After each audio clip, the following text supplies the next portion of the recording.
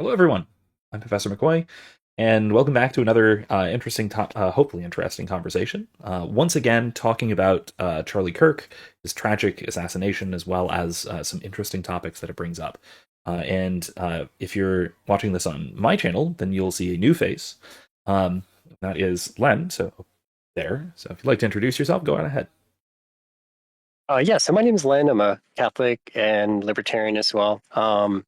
I am a I am the one of the moderators at the Libertarian Catholic Social. I'm a assistant volunteer at my parish's religious education, and I'm glad to be here. And Philip, familiar Great. face.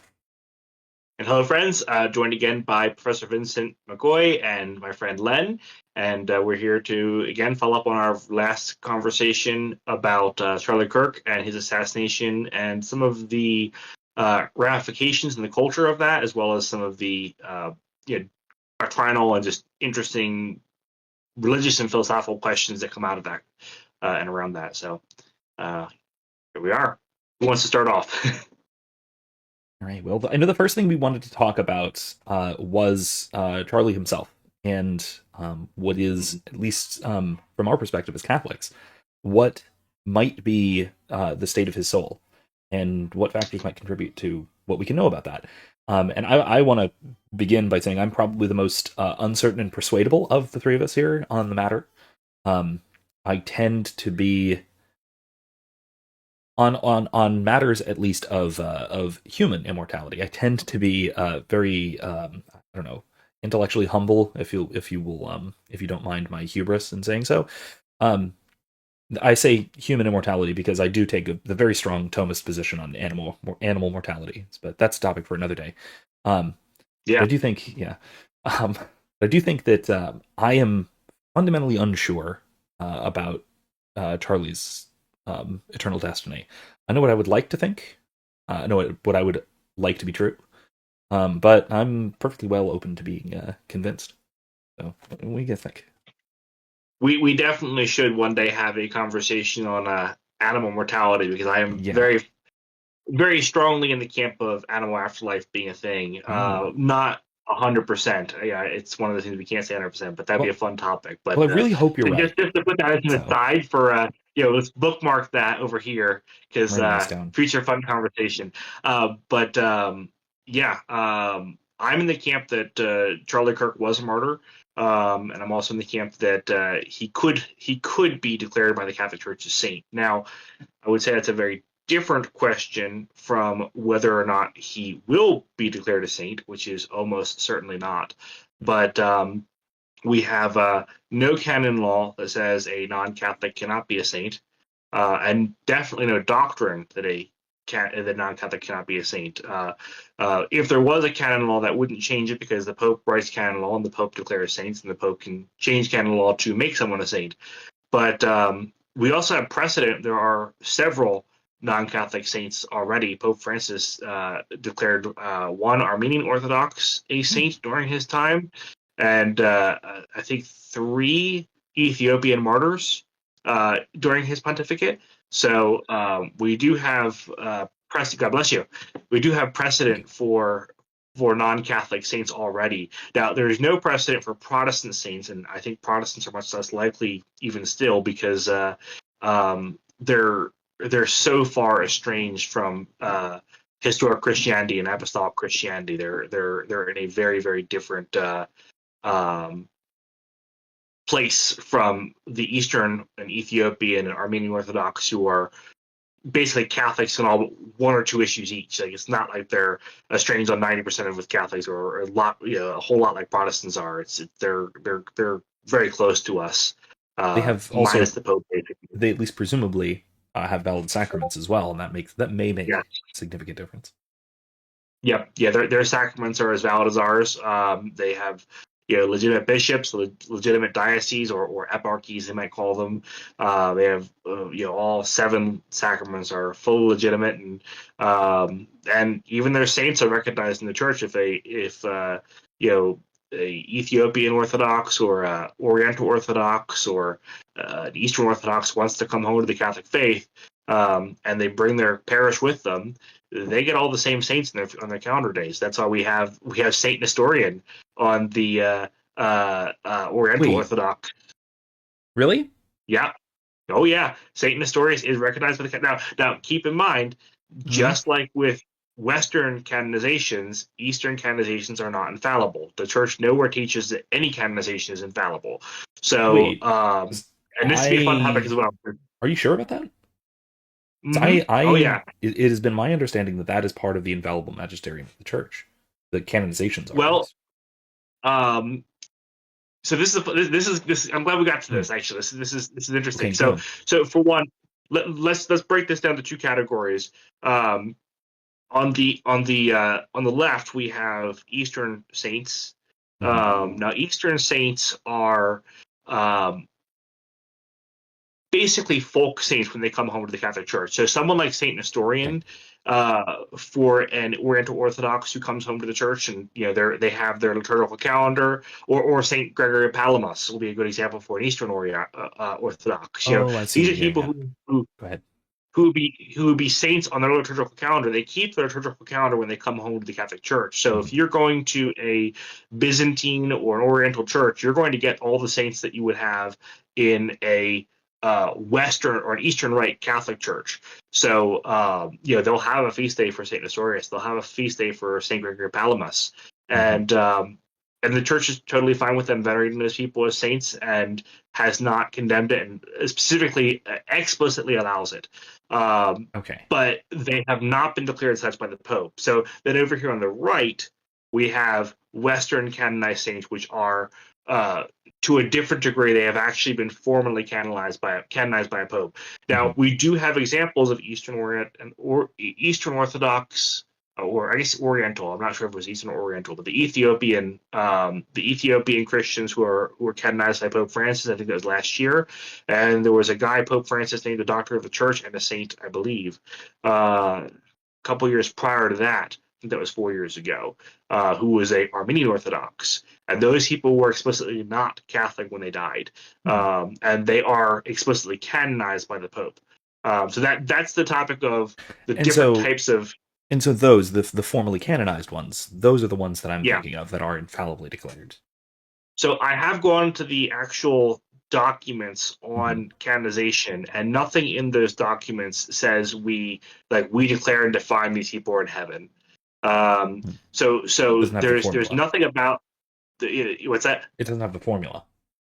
It doesn't have the formula. Hmm. Now, there's also a question. Even if it did have the formula, is this within the realm of the jurisdiction of papal authority is another question. Even if he did try to do that, is it within his authority? Hmm. It's like the Pope can't declare, we declare and define the Earth is flat or the Earth is round. Even it's just not in his jurisdiction. Now the Earth is either flat or round. It doesn't matter which, though. He can't define it. He can say it all he wants that it's round or it's flat, but it doesn't matter if he's right or wrong. It's not in his purview to make that decision. Many would Hmm. argue that even if he tried, it's not in his purview, it's not in his jurisdiction. However, he has not tried. The Right. documents and nothing other, because I've looked into this, there's nothing, as far as I've been able to find, and maybe someone could prove me wrong, there is nothing in church magisterium that says canonizations are infallible. Hmm. And the arguments people tend to go on are the arguments from St. Thomas Aquinas, which, in my opinion, have actually been debunked by virtue of the liturgical reforms of Vatican II, Hmm. when they basically said, "Hey, like a lot of these people didn't even likely exist, and we had them on our liturgical calendar."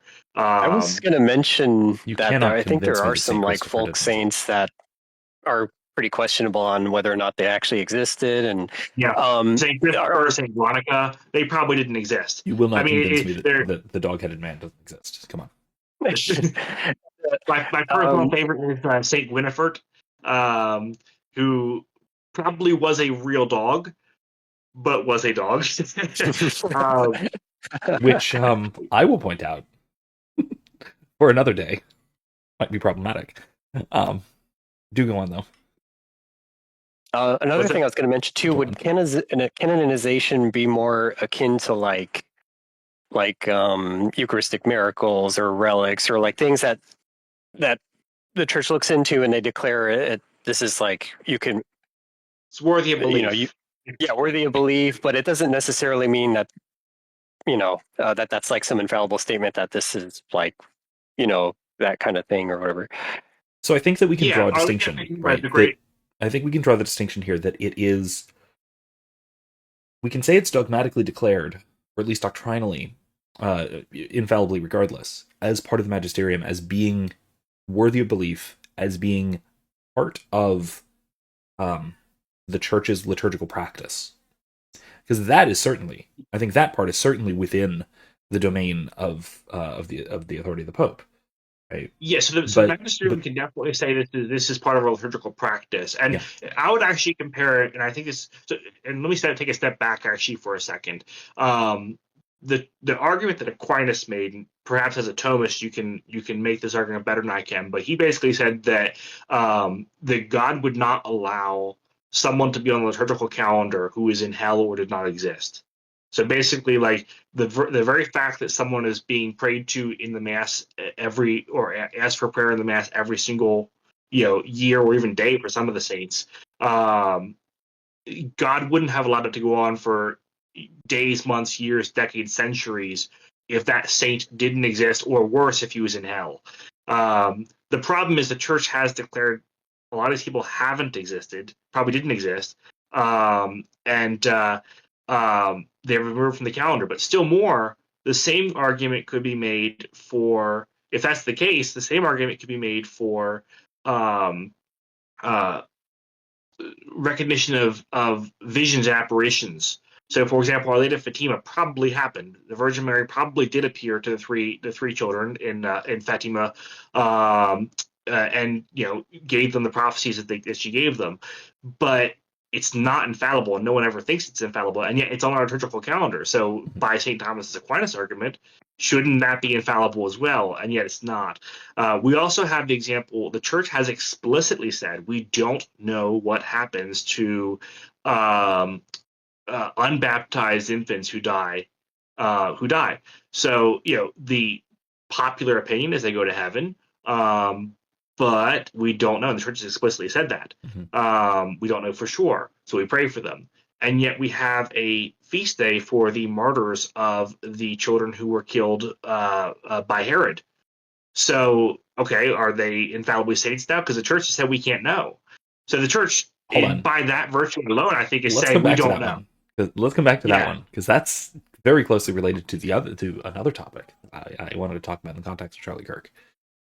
So we'll come back to that example in particular, because I think that's a nice parallel that we can look at. But when we get to it.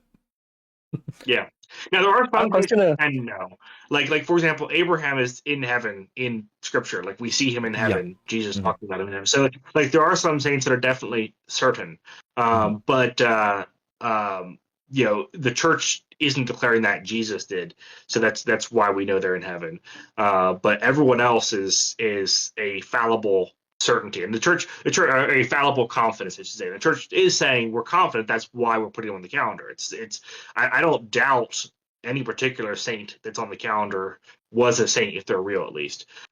Saint Christopher, Saint Veronica, probably not, but I don't doubt the ones that we know are real people. The church has declared they're saints. I have no reason to doubt that, but they might not be. We can't say for certain with absolute confidence.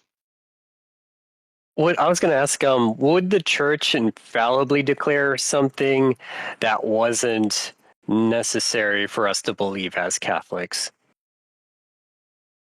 Well, if it's been infallibly declared, it becomes necessary for us to believe as Catholics. So, for example, St. Thomas Aquinas did not necessarily need to believe in the Immaculate Conception when he denied it, but now that it's been infallibly declared, now if he were still alive and was aware of that fact, he would need to assent to that belief.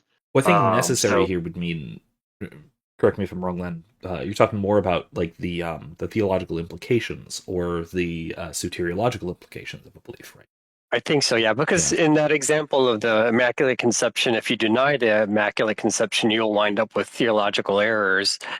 But if you... It leads you to Christological heresies, presumably. Yeah, but for most saints, that way. Yeah, if you deny say like if you deny like the particular canonization of a particular saint, it's not going to affect it in that Well, way. it could. With the exception of a few biblical saints, that's Mhm. exactly right. Yeah. Yeah. No, it could, right? So I mean, Abraham's not the best example, but something like Saint Dismas, the thief on the cross, right? Well, he's a good example, yeah, for sure. Denial of his canonization is, if you were to deny that, it would be one, denial of Scripture, because Christ said so, and then two, denial of Christ's power of let me rephrase, of God's absolute power to save souls, particularly outside the standard means that He left us, and that's actually a really important doctrine. And it's actually an important doctrine for the salvation of those who are at least nominally and at least in this life outside the temporal bounds of the church too. If I could actually put my my Jimmy Aiken hat on for a second, I could play devil's advocate just a little bit against myself and what you just said, and say, well, Jeremiah 18, Ezekiel 18, I think Ezekiel 34, all talk about if God promises a blessing, and that based on someone who has been righteous, or a country has been right, a nation has been righteous, He promises to bless them, but then they repent of their righteousness. God will repent of the blessing He promised them. So theoretically, the promise to Saint Dismas could have been while he was, repentant in the state of grace, but then, just after that moment, he then decides to commit a mortal sin, and the blessing no longer applies. But I think we have reasonable. Perhaps at the moment of Christ's death, he despairs of the salvation he was promised, and so something like that. I mean, there's a plausible story you could make, maybe.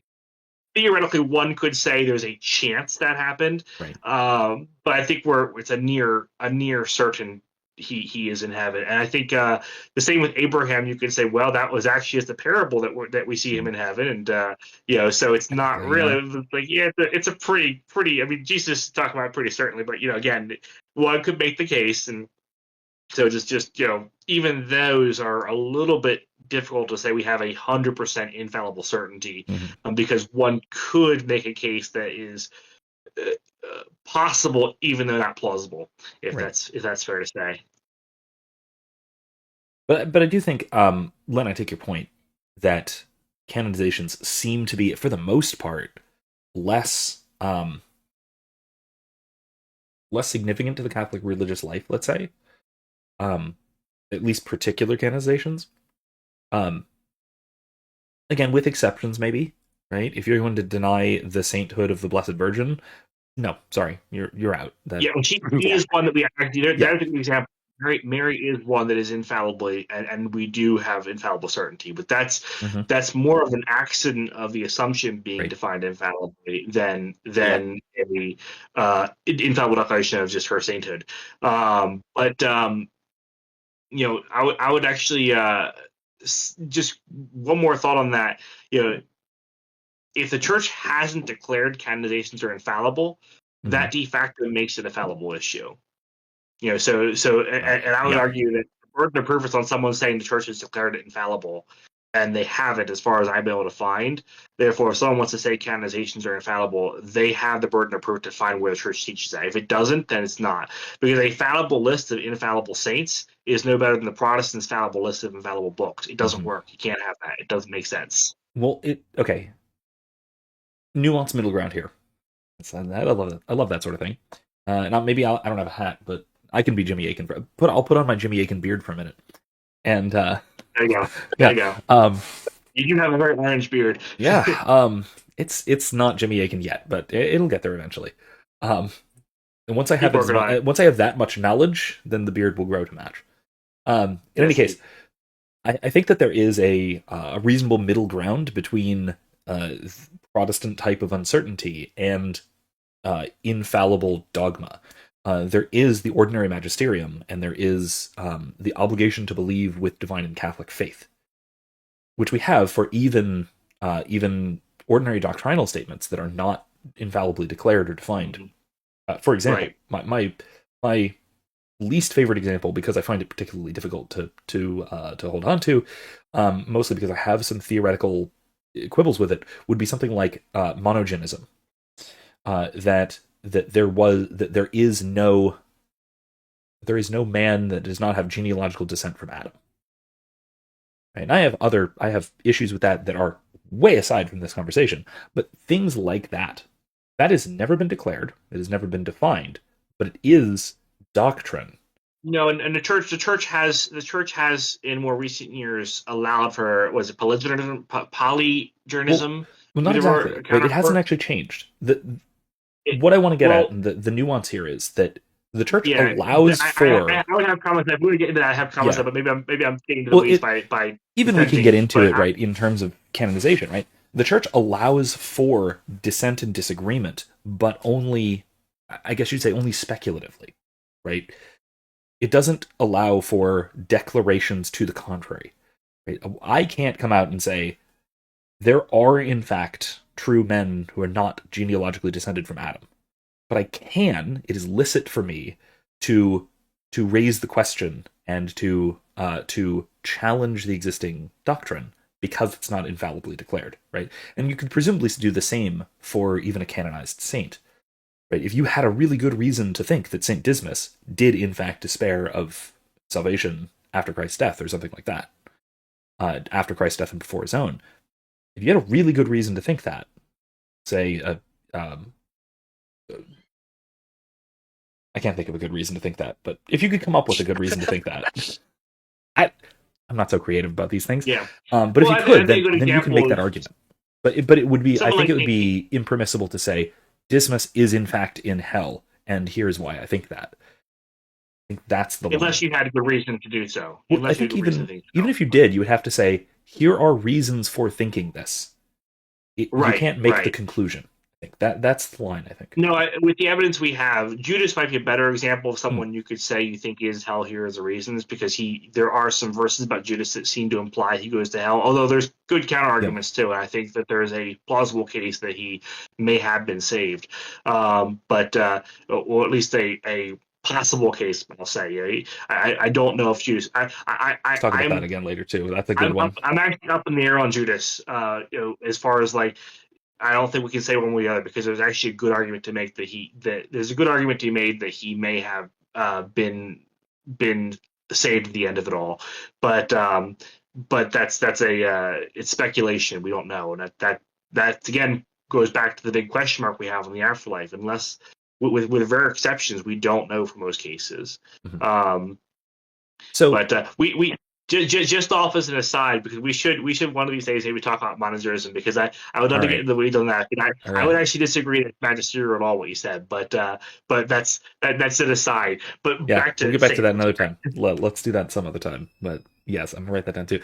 Okay, so you argued earlier on that the church could declare Charlie Kirk a saint, but it probably would not. Very likely would not. Okay, so I think you're probably right. I think I agree with you that the church could. It would be completely following the ordinary course of things, like prayers for intercession, attributed miracles, etc., that sort of thing. Which might come up later discussions when we talk about a little bit about the religious revivals and things like that. But why do you think it wouldn't happen? Because I have my reasons for thinking not, but why do you think? Yeah. The idea of a non-Catholic saint is not unprecedented, as I talked about already. Mm-hmm. But the idea of a Protestant saint is completely unprecedented. And I think if that precedent were ever to happen, it would be with someone who is, at least in this current climate of recent popes, it would not be someone who's politically charged. Okay. It would be someone like Dietrich Bonhoeffer, who, by all accounts, was a Christian martyr who died a good death, or perhaps someone like C.S. Lewis. But even C.S. Lewis, I don't think C.S. Lewis would, because C.S. Lewis had some questionable lifestyle choices. But someone like that, I could see potentially getting declared a saint. And both of those are much closer denominations to Catholicism than Charlie Kirk was. Yeah. Contrary to popular opinion, Lutherans are actually very close to Catholic in their theology relative to most of Protestantism. Anglicans as well, right? Anglicans as well, yeah. Especially in contrast to sort of evangelical pseudo-Baptists or whatever you want to call the American Christianity that Charlie Kirk was.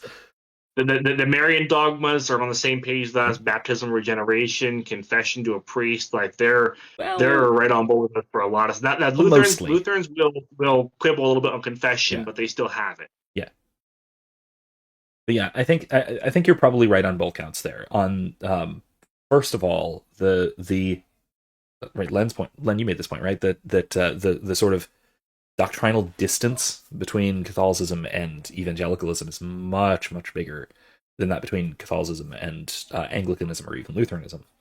And in terms of alad, and in terms of ecclesiastical politics, in terms of sort of ecumenism, the church reaching across the divide to, say, Lutherans, or to Anglicans for that matter, but Lutherans, I think especially, with Bonhoeffer, was Lutheran, right? Am I getting that right? He was Lutheran, yes, okay, but he was actually he was very ecumenical with the Catholic Church, right? And he was actually connected to Pope Pius XII via the June 20th plot. I mean, he was working closely with Stauffenberg and Joey Mueller, who were Catholics. Mueller knew the Pope and was working with the Pope for those plots. So, I think he was only 2 degrees away from the Pope. Yeah, and I think, like I said, I think that such a canonization would be, I think, correctly seen as an ecumenical outreach in a direction and at a distance, which I think that the Church and our Protestant brothers are kind of moving in the direction of, and I think it would be a sort of seen as a step towards unity, and so I think that is sort of in the Church political milieu at the moment. Not so much. Some Protestants do that. I could definitely see happening. Some Protestants do that in the opposite direction already. So for like Anglicans, I believe they have Saint Therese of Lisieux as one of their saints, and I think they even have Saint Thomas More, even though they killed him. Yeah, they really do. I cannot fathom that. But... The Lutherans beat us to the punch on Pope Saint Paul VI. They had him canonized before us. Yeah, they did. Really? Wow. Mm-hmm. So yeah, it definitely happens both ways. Maybe they're onto something. Yeah, not everything, but they're onto something. Maybe. Yeah, and I think that the other point, the point that you made, Philip, was that Charlie Kirk's way too politically charged for. Yeah. Not even. I wouldn't even just say for the current church, which yes is, in American political terms, broadly speaking, on the left-ish side recently. Looking at Francis especially. But then also is at a sort of stage in church history of trying desperately to be above temporal politics. Right? Above the specifics of temporal politics. And to canonize the MAGA guy, despite his Christian message being forefront in a lot of ways, I still think that it's not likely for very understandable and honestly the political reasons that I can kind of get behind, right? Because that sort of thing would have, I would foresee some nasty negative ramifications for the church in terms of the salvation of souls, unfortunately. And the church tries very hard. I mean, it's just like in the Civil War, the Second American Civil War, between the North and the South, as opposed to the First Civil War between Britain and the colonies. The Second American Civil War, the church didn't take a side. They flew the Confederate flag in the South and the Union flag in the North. And the same is true for most of those types of conflicts. The church will be very careful to not take sides and to this is a church for all men, and it's not about which flag you're flying. And so I think they don't want to drive people away by virtue of taking the side of one person or another. And unfortunately, they do sometimes take some sides, with the climate activism, the climate alarmism, and whatnot. Yes, but on specific topics and issues, which I take less issue with than just taking a political side. Yeah. Sort of Yeah, and inappropriate sometimes they get they take flack for not taking sides. So just like you see with Pius the 12th, and often being called like Hitler's Pope because he didn't make like strong statements at the time, or Which other bishops and. the Jews of his day were asking him to stop making strong statements because he was enraging Hitler and causing more trouble for the Jews by his statements. So, by request of the Jews of the day, prominent rabbis of the day, he stopped making statements and began operating underground to assassinate Hitler and to get Jews out covertly. And he was much more effective that way than speaking against Hitler openly. And he gets criticized for doing that, but he was very effective because he stopped talking about it and started. Person's position was clear at that point, and we're not going to talk about it anymore, but we're going to actively try to assassinate Hitler. And he didn't need to say more at that point, I think. Yeah. I think it was kind of obvious at that point. Yeah. No, I mean, by contrast. Also, I was gonna I was gonna just correct you, Philip, that that wasn't the second Civil War. That was the Second Revolutionary War, according to Brian McClanahan. But never mind. That's right. The one that we lost. Right. Yeah, that one. Of Floridian, I'm a bit of a partisan. I'm not going to take a side on that one because as much as I don't like the Union, I also the Confederacy had some pretty big problems too. Oh, sure, but it was a state. It's in the name. Of course, it had problems. Fair enough. Well, I will say the one nice thing about the South was that it was not a state; it was states. True. Yes, I'll grant you that. Well, the North was too until Lincoln did his thing. That's why they call it the second.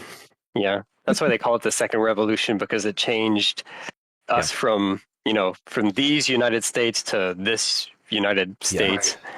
Because America isn't supposed to be one country with 50 states. It's supposed to be 50 countries with one, alliance, overarching. The federal government was never meant to be a government over the states. The states are above the Fed, constitutionally speaking. On the note of taking sides in these silly little political conflicts and wars and whatnot. Everybody is, I guess, understandably saying that, well, the Palestinian, like in the context of Israel and Palestine, right, the Palestinians deserve a state. And I'm just thinking, what did they ever do to deserve that? Would you wish that on someone? I'm a big believer in the no state solution over there. We can do a whole episode on Israel, and I would love to do it because I have a lot of thoughts on that. And I think that most people get it wrong. Not just because they're not anarchists, but just in general, I think applying a lot of the biblical stuff to a lot of biblical prophecies to modern Israel is just incredibly misguided. But that's another topic. Israel's not all bad, and Palestine's not all good. There's definitely good and bad for both of them, but both sides get it very wrong on a lot of most of it. Well, that's the Christian Zionism bit that gets wrong. Which, I mean, going back to the topic, right? Charlie Kirk was still, even though we can talk a little bit about, I suppose, about his his apparent shift on the political topic of Israel. I don't think he was particularly shifting on the theological topic. Not really. Yeah, I'm interested in hearing that because I don't know much about his views. I had heard he was shifting politically away from Israel and towards condemning some of their actions, because Israel's been murdering Christians for the last few years now, as well as giving Palestinians and say, oh, you have time to escape and go for this quarter, and this is where you can escape, so we won't bomb you. And then they bomb the quarter as people are escaping. So there's definitely been a lot of that has been coming out, and I understood he started to call some of that out from what I've heard. And I mean, the more that people realize that the state of Israel has never been particularly tolerant of Christians, like since the foundation of the modern state of Israel, it has been illegal to evangelize. Right. So there's no free speech in Israel. Yeah. Which, not that we believe in free speech as libertarians, but they should, shorthand. That doesn't mean the government should be suppressing speech either. That's a non sequitur. Right. The government shouldn't throw you in a cage for spreading the message of Christ. Let's say that. I think we can be fair on that one. Right, there you go. Yeah. Oh, I was going to say too, because you don't think he was shifting on his theological? I have not seen strong evidence. But this is actually one of the topics we wanted to talk about, so we can go into this. Right? And that yeah, I guess I have not seen strong some evidence. insight to that because I'm in his. I'm located in Phoenix, which is where he was at, and so people have seen him go into Saint Bernadette Catholic Church in Scottsdale. So he's been attending mass. I believe the Archbishop of Los Angeles also had a statement about him inquiring about Catholicism with him too. You can also see some of it in some of his videos. So he had a greater appreciation for Mary towards the end of his life. Not like it's not like a full blown, but he wasn't in RCIA or whatever, or OCIA. There are some reports that he was, but I don't know if those are true or not. But I haven't actually heard any of that. But so I think it'd be very easy to verify if it was true, and by now we would have that information. Probably. Yeah, I'm closely watching things. I don't know what we're going to find out. So I'm just, it's still up in the air. But I do actually think he was shifting, though. I think so too. I don't deny he was shifting. But I'm more with Vincent here, where I think there's a lot of wishful thinking about how much he was shifting, and if he would have shifted all the way. I mean, we already discussed that Lutherans believe in all the Marian dogmas, so do Anglicans, and confession to a priest, and so like him shifting in that direction definitely does not mean he was about to become Catholic. I mean, I have a number of friends who have been shifting for years, and they're really just kind of still in firmly Protestantism, but just coming around to some of the various dogmas or teachings of the faith in a Protestant context. In fact, I have a number of friends now who believe in the real presence in the Eucharist, but they're fully Protestant, and they will not accept the ideas of a priest having to do it in apostolic succession. Mm-hmm. It is difficult to know, like, if he would, but I am pretty hopeful that. Or no, well, he's already dead, but I think had he lived, I actually would have been hopeful that the possibilities are pretty good, because I mean, for one, he does have a Catholic wife, and he was scheduled to go on quite a few Catholic podcasts, including Bishop Barron. That was like the next week after he died, or something like that, if I remember right. And I think Capturing Christianity, and I'm not 100% sure. He was in talks with Catholic as well, yes. And he's been talking with Michael Knowles a lot, and you know how that goes. That too. Yeah. So I'm pretty. I think he would have shifted that way. If I had to guess, like I think he would have actually gone all the way if he was gonna. Like he would either stay in evangelicalism or he would, go all the way. And to your point, he was a reasonable person who was willing and able to challenge his own beliefs. And that too. I was going to mention that too. And he was actively dialoguing with Protestants, or with Catholics, and a reasonable person who's willing to challenge their own beliefs and is actively dialoguing with Catholics is pretty much just a few steps away from being Catholic. He was very open to the truth. And you're examining the faith, you're going to become Catholic. I'm sorry to say that for anyone who hasn't become Catholic yet and is left of the faith, but you're on your way if you're actually examining it fairly and reasonable, because the Protestantism is we mentioned Cameron Bertuzzi. He's a great example. He'll become Orthodox. Maybe they'll become Orthodox instead, but maybe he'll be Orthodox. But like he wouldn't have been Protestant very long if that was if he was really doing that. He doesn't strike me as the Orthodoxy is just a stepping stone to Catholicism, honestly. It can be either. I think there's a difference between Orthodoxy and American convertodox terminally online people, right? Those types are Protestants who want to be Catholic but hate the church. That's the people who just convert to Orthodoxy and stay there. Yeah, okay, Jay Tyre, yeah. Okay, yeah. It's a little uncharitable, but all right, yeah. I'm pretty sure a lot of Orthodox priests have basically condemned him and distanced himself. I think maybe some bishops have put the cross up against him. He's not he is persona non grata in a lot of Orthodox circles with the hierarchy there, whatever hierarchy. I really wish we did an episode on that Timcast debate with him, Tim Gordon, and the other guy. I couldn't watch it. I tried. I watched like 45 minutes of it, and it was just like, maybe not even. I Interesting. watched like a half hour probably, but it's just I couldn't get through it. It was too bad. It's there's some it is bad. I don't disagree with you there, but it was really there is some interesting stuff that goes on in that thing, and there's a lot that you could like Tim Pool was respond just to like, as "What well. are you guys talking about?" The entire time. What are you guys talking about? Like you could see his face. He had no idea what was going on. Like the stuff they were getting into. Oh no, yeah, no, There's a okay, yeah, part Tim Pool.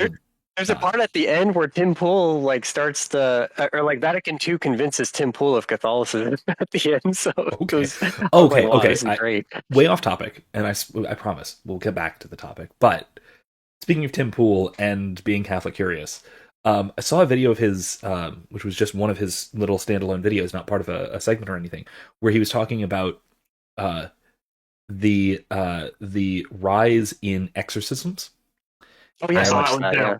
where Yeah, it's a he good just one. goes to a Father Ripperter video and just like clicks a random Yeah. video on Father Ripperter's channel on the suggestion of a comment in a comment section.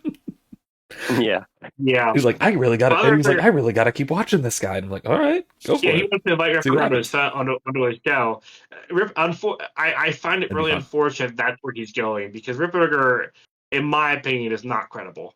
And maybe I don't know if you guys disagree with me or not, but I do not find Ripperger to be a credible source. I don't doubt he's a good and holy man. I'm not going Yeah. to challenge him as a priest or as a but he will teach things as a matter of fact that are not church teaching. Yeah. He will state things about demonology that are only mere opinions, that are one of many opinions that the church has Yeah. not taught. And he will actively teach about falsehoods as if they're true. For example, he tells a story about how Harry Potter's demonic, and he had the proof it's demonic because he there's this one girl in I forget what town, Boston or something, who tried to cast a flame spell from Harry in Potter. Spain. I remember this story specifically because this is actually what kind of made me realize that Ripperger might not be all about. And he talked about the story and all the details of it, and he gave enough details that you could Google it. So I did. And sure enough, no, she wasn't trying to cast a flame spell. She was having a Harry Potter themed party, and she was cooking some treats, some pastries and things for that party, and they were themed after Harry Potter characters and things. One of them was like a phoenix cookie or something like that. And she left the oven on when she left the house, and that's how the house burned down. It had nothing to do with her trying to cast magic, but he's talking about this as if it's proof that Harry Potter is demonic because someone burned their house down with a Harry Potter spell.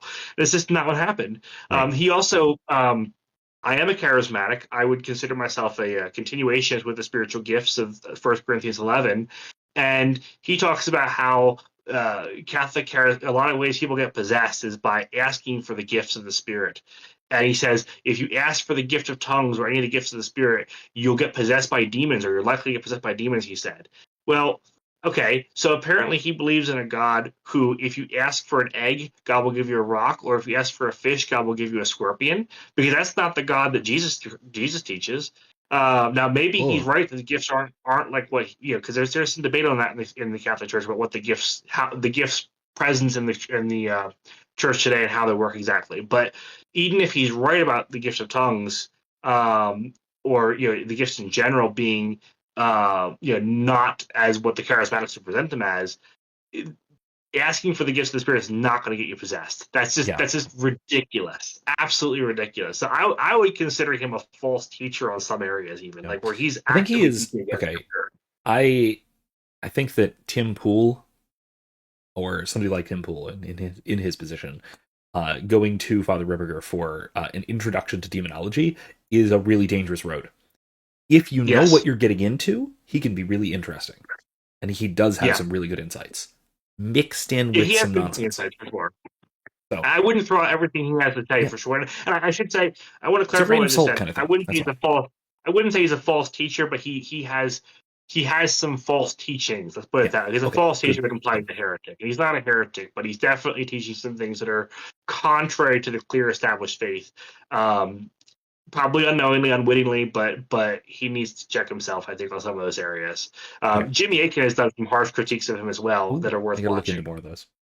Okay, so bring back to the topic, right? I want to talk about a little bit on on the topic of Charlie Kirk and his apparent move towards Catholicism, especially Yeah. kind of in connection to this point of Israel and Zionism. I don't. Okay. I haven't seen much evidence that he was moving away from support for Israel for religious reasons.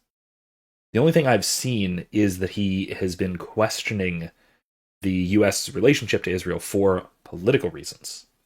Yeah, That that's what I've. that it's losing copious support, and that this is a non-starter for the political right, because no one under 30 supports Israel, and those are the people he talks to. But then also, there is this. In addition to it being where's it going with this? Oh, right.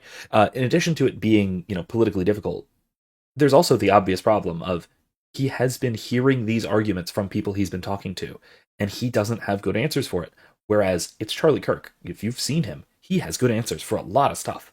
He doesn't seem to have great answers for hey, Israel seems to be committing a genocide. What gives? And all he kind of has is, well, they're not committing a genocide. Maybe they're doing some wrong things, but they're doing their best, right? Which he knows is not a great answer. And he's getting frustrated with that, like he has been. That much I think we can say. But I don't think it's religious. I don't think he is really deeply questioning the kind of evangelical Zionism. From what I've seen too, he even after he's done a lot of criticisms towards like the Israeli government and Netanyahu, he will still then toe the line of like the sort of the religious Zionism support for he still he still touts his support for Israel even as he's criticizing the Israeli government. Well, I mean, if anything, it's like he's critical of Netanyahu's government in support of Israel. Right? Because if you really do support Israel and you want Israel to prosper and to thrive, you do not want the Likud party in control. Absolutely not. That's like being America first and saying, I don't want Joe Biden, the walking corpse man, as my president. Right? That's very clear. I think that's kind of more the direction he was going in terms of support for Israel. If he was, I think, going to wind up questioning the dispensationalist Zionism, it was going to be as a result of moving more towards Catholicism, not a reason for moving more towards Catholicism. Absolutely, so maybe down the line, maybe, but I don't think he was there. Did we lose Philip? There he is. Good time. Yeah. Oh, okay. Oh, okay. I'm back. I didn't plan that. Did you hear everything Vincent was saying, or? I got the gist of it. Okay. Oh, okay. All right. Okay. But yeah. I would agree basically wholeheartedly with that assessment there on I don't think he was going to go away religiously from Israel unless he actually did go towards Catholicism, and that took him out of which wouldn't necessarily do, because there's a lot of Catholics in government that are unfortunately Zionist too. But but are there any under the age of 70? He could still. A lot of Catholics hold very similar positions to dispensationalists on Israel. Unfortunately, that's a thing, and I don't think the church has firm teaching to condemn that. So it is allowed to some degree. I mean, dispensationalism's not, but a view on Israel very similar. I mean, even Jimmy Akin seems to believe that Israel as a state is some sign of the end times. So now he's not as firm on like this is a fulfillment of X, Y, and Z prophecy, but he definitely has said more than once that it's an indication or a sign that it could be the end or getting towards the end. I should say he's very open ended with it end, like it could be the end in a broad sense. Maybe a long time left, but still. Right. Okay, so the other topic I wanted to get on, which we kind of breezed over, is whether Charlie Kirk should be considered a martyr. I'm open to being convinced once again, as with the sainthood thing. So, what do you guys think? Yeah. Well, maybe Len, you can go first if you want to. I have thoughts, but I don't want to Yeah, what do you steal the got? show. Oh, the only thing I was going to really say was, on that was if the rumors were true that like there's some rumors, and like I said, I don't know if this is actually true or not, but there were some rumors that he had actually joined OCIA, and if that Hmm. was the case, then he would be treated just like any catechumen who would have died during the process of OCIA. That is true, actually. I mean, that's just a baptism of desire, essentially, right? Yes. Yeah, Well, and that's assuming he joined OCIA with the intention of joining the Catholic faith. Some people go through OCIA True. just to learn. True. So that is a thought. But I would also say, I would also differentiate the question of is he in heaven from is he a martyr? Right. Because oh, okay, you I see what you let's say he was at OCIA when he was murdered. That still doesn't mean he was a martyr. Um, Not mean. Yeah, so, necessarily. he has to die for the faith. um, and I would say that I think whether or not he's a martyr I would categorize first of all I would parse it out a little bit because you can be a martyr for more than one thing. I would say politically he was a martyr for his beliefs for sure. Oh yeah. There's no question of that because he was killed because he was teaching the politics and social issues he was. So politically, yes, he is a political martyr. But I think the more important question to the faith is was he a Christian martyr? Hmm. And that is where I would go to the fact that he said that all of his beliefs are all of the things he is doing were because of his Christian beliefs. And the thing he particularly was killed for was an area directly related to the faith. He was teaching the truth on transgender stuff and LGBT stuff. And that is what got him killed, which is an issue that is directly from his faith. Now it's a Mhm. issue you can come to by reason as well, which is what he would argue from. But he was doing it, and he explicitly said he was doing it because of his faith. So I would say it's a he believed that he did well. It's like so he believed this way because of his faith. So he did this because of his faith. So he died because of his faith. So it's even if it Yeah. was 2 degrees away, it was all connected to his faith. So I don't think that's. I think it follows that he is a Christian martyr. Yeah. And I would add even because I think I agree. I think I agree. I'm not as I'm not as dead set on this, but I think I agree. But I would actually even add to this that I think that in addition to well, his faith is why he was saying the things that he was saying. I think that his faith was also his reason for saying anything at all. Right? It was his impetus for Right. standing up and speaking and Yeah. spreading the truth as he understood it. Right? That is like the reason he had for speaking the truth at all was his love of Christ. Right? Christ And you as watch the his truth. video. You watch his videos, and he would go right from talking about gun rights to hey, you should be a Christian. Let's talk about that. And like it Yeah. would like just the most. It would almost seem like just a non sequitur jump, but somehow he would bring it back to the faith and then try to convert someone. Yeah. And there are a lot of videos of him talking about transgenderism, and then people kind of changing their mind on it, and then he's given the gospel to them, or at least the gospel as best as he knows it, I should Yeah. say. Yeah. He was so spectacularly good at that. And that was actually Oh something that yeah. I hadn't noticed as much before as I wish I had.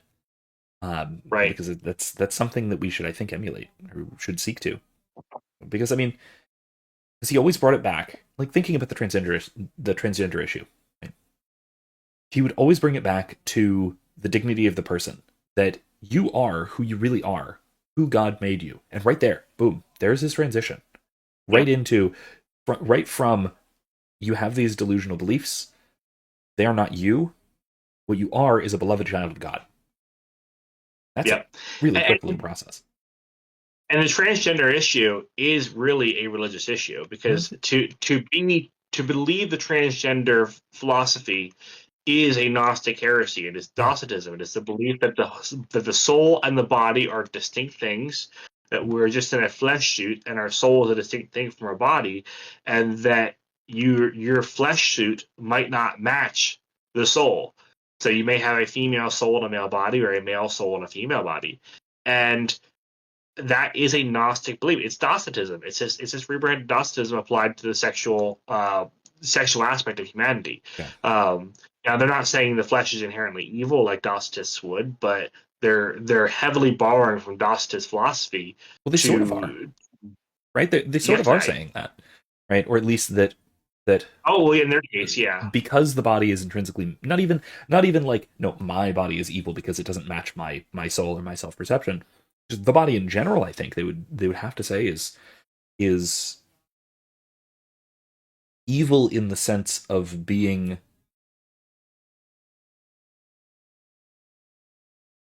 I'm gonna put this.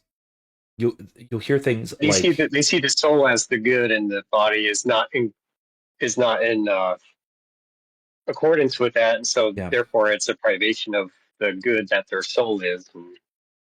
yeah. Well, like when there is a mismatch between the two, when they perceive a discrepancy between soul and body, they will always defer to the soul rather than the body, even if it's something that is strictly corporeal, like our sexuality or something like that. Yeah. Right?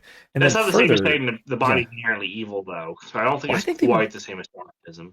I as much as I hate to say it like this, I feel like it does.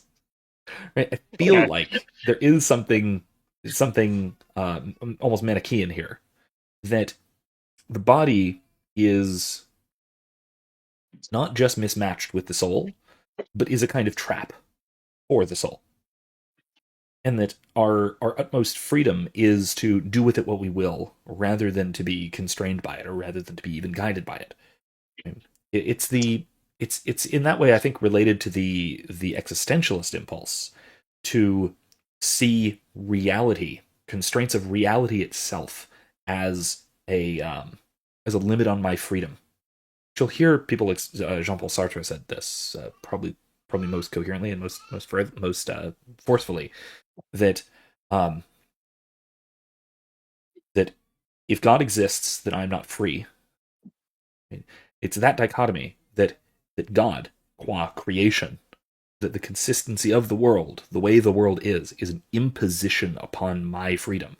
And so the corporeal reality in which I find myself is is an affront to me. And so it's evil. And so I think that you can spin out the sort of ideology of transgenderism really quickly into a full blown classical Gnosticism. Um, but with the weird little caveat that it's strictly materialist. That's the weirdest part to me. I Like, don't think they're really materialists, though. I they really say don't. they are. I think that the transgenders, are necessarily. Yeah. And keep in mind the LGBT crowd now is the same crowd now saying you can have two spirit as a sexual identity. Well, So okay, are we materialists? Or are we spiritual? Do we have spirits? yeah. Well, who said they Because were yeah, intellectually consistent? No one has ever accused them of that. no, but I don't think the LGBT, I don't think the T at least in LGBT Mm-hmm. is materialist. I really don't think it is. Well, I hear Um, it. there Okay, are, I think I there think is a there are materials some, version of it, right? Where yes, I it's think there are not some. mind body dualism, it's brain body dualism, which is the Yeah, weirdest kind of I was Gnosticism I've ever going to say heard. that I have encountered a few who have said that there is it's their brain that's Yeah. not lining with their body. I have encountered a few, but it's usually they talk about it in very spiritual terms usually, Yeah. and it Or at sounds like least Docetism. psychological terms, which is, CK, soul, right? Yeah, Self perception, uh, will, even, right? Which again are immaterial, non physical terms or concepts, I should say. Another aspect of how it's theological is that like it's essentially like an attack on the Trinity in a way. Um, Say more. yeah. Please do. Great. Now I've just lost my train of Oh no, I'm thought. sorry. I, I had it at the beginning of the thing, and then now it's gone. So actually, go ahead and continue. It'll come back to me. Okay. I mean, Well, if I could bounce off of what Lam may have been getting at, or maybe just an additional point that was inspired by that is in general, and this is something that is under talked about is that the entire nature of sex is a uh, typological symbol of God and the church. True.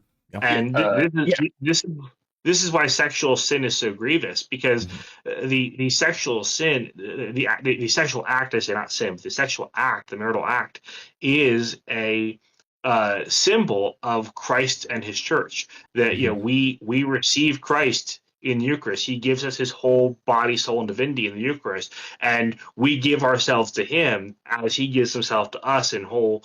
In a whole giving of oneself to the other. He is in us, we are now in Him. And Paul himself in Ephesians 5 talks about this mystical union as being symbolized by the husband and the wife and their relation, their connection. So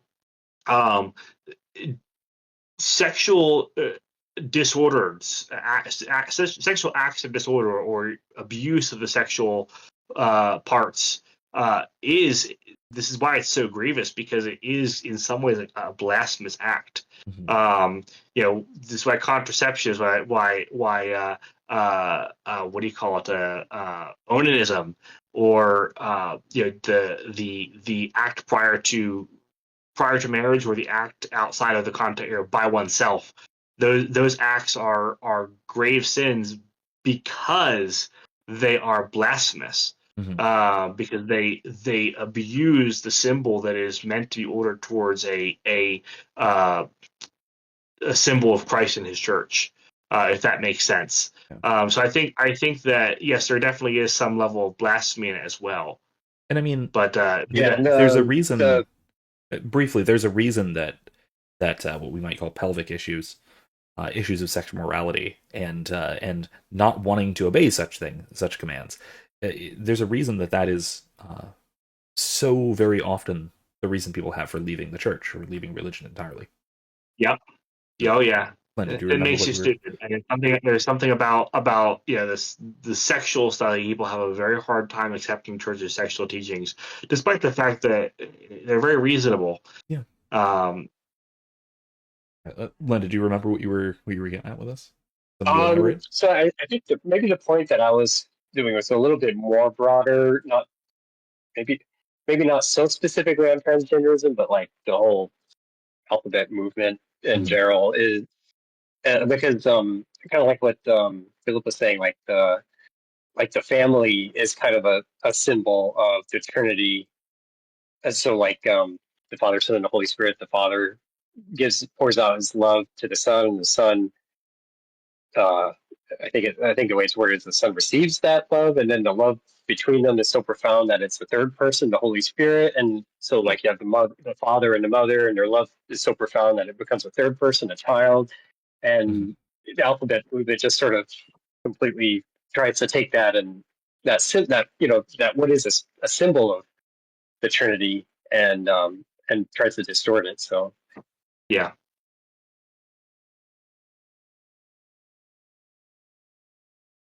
And I think that back to something we were talking about a bit earlier, right?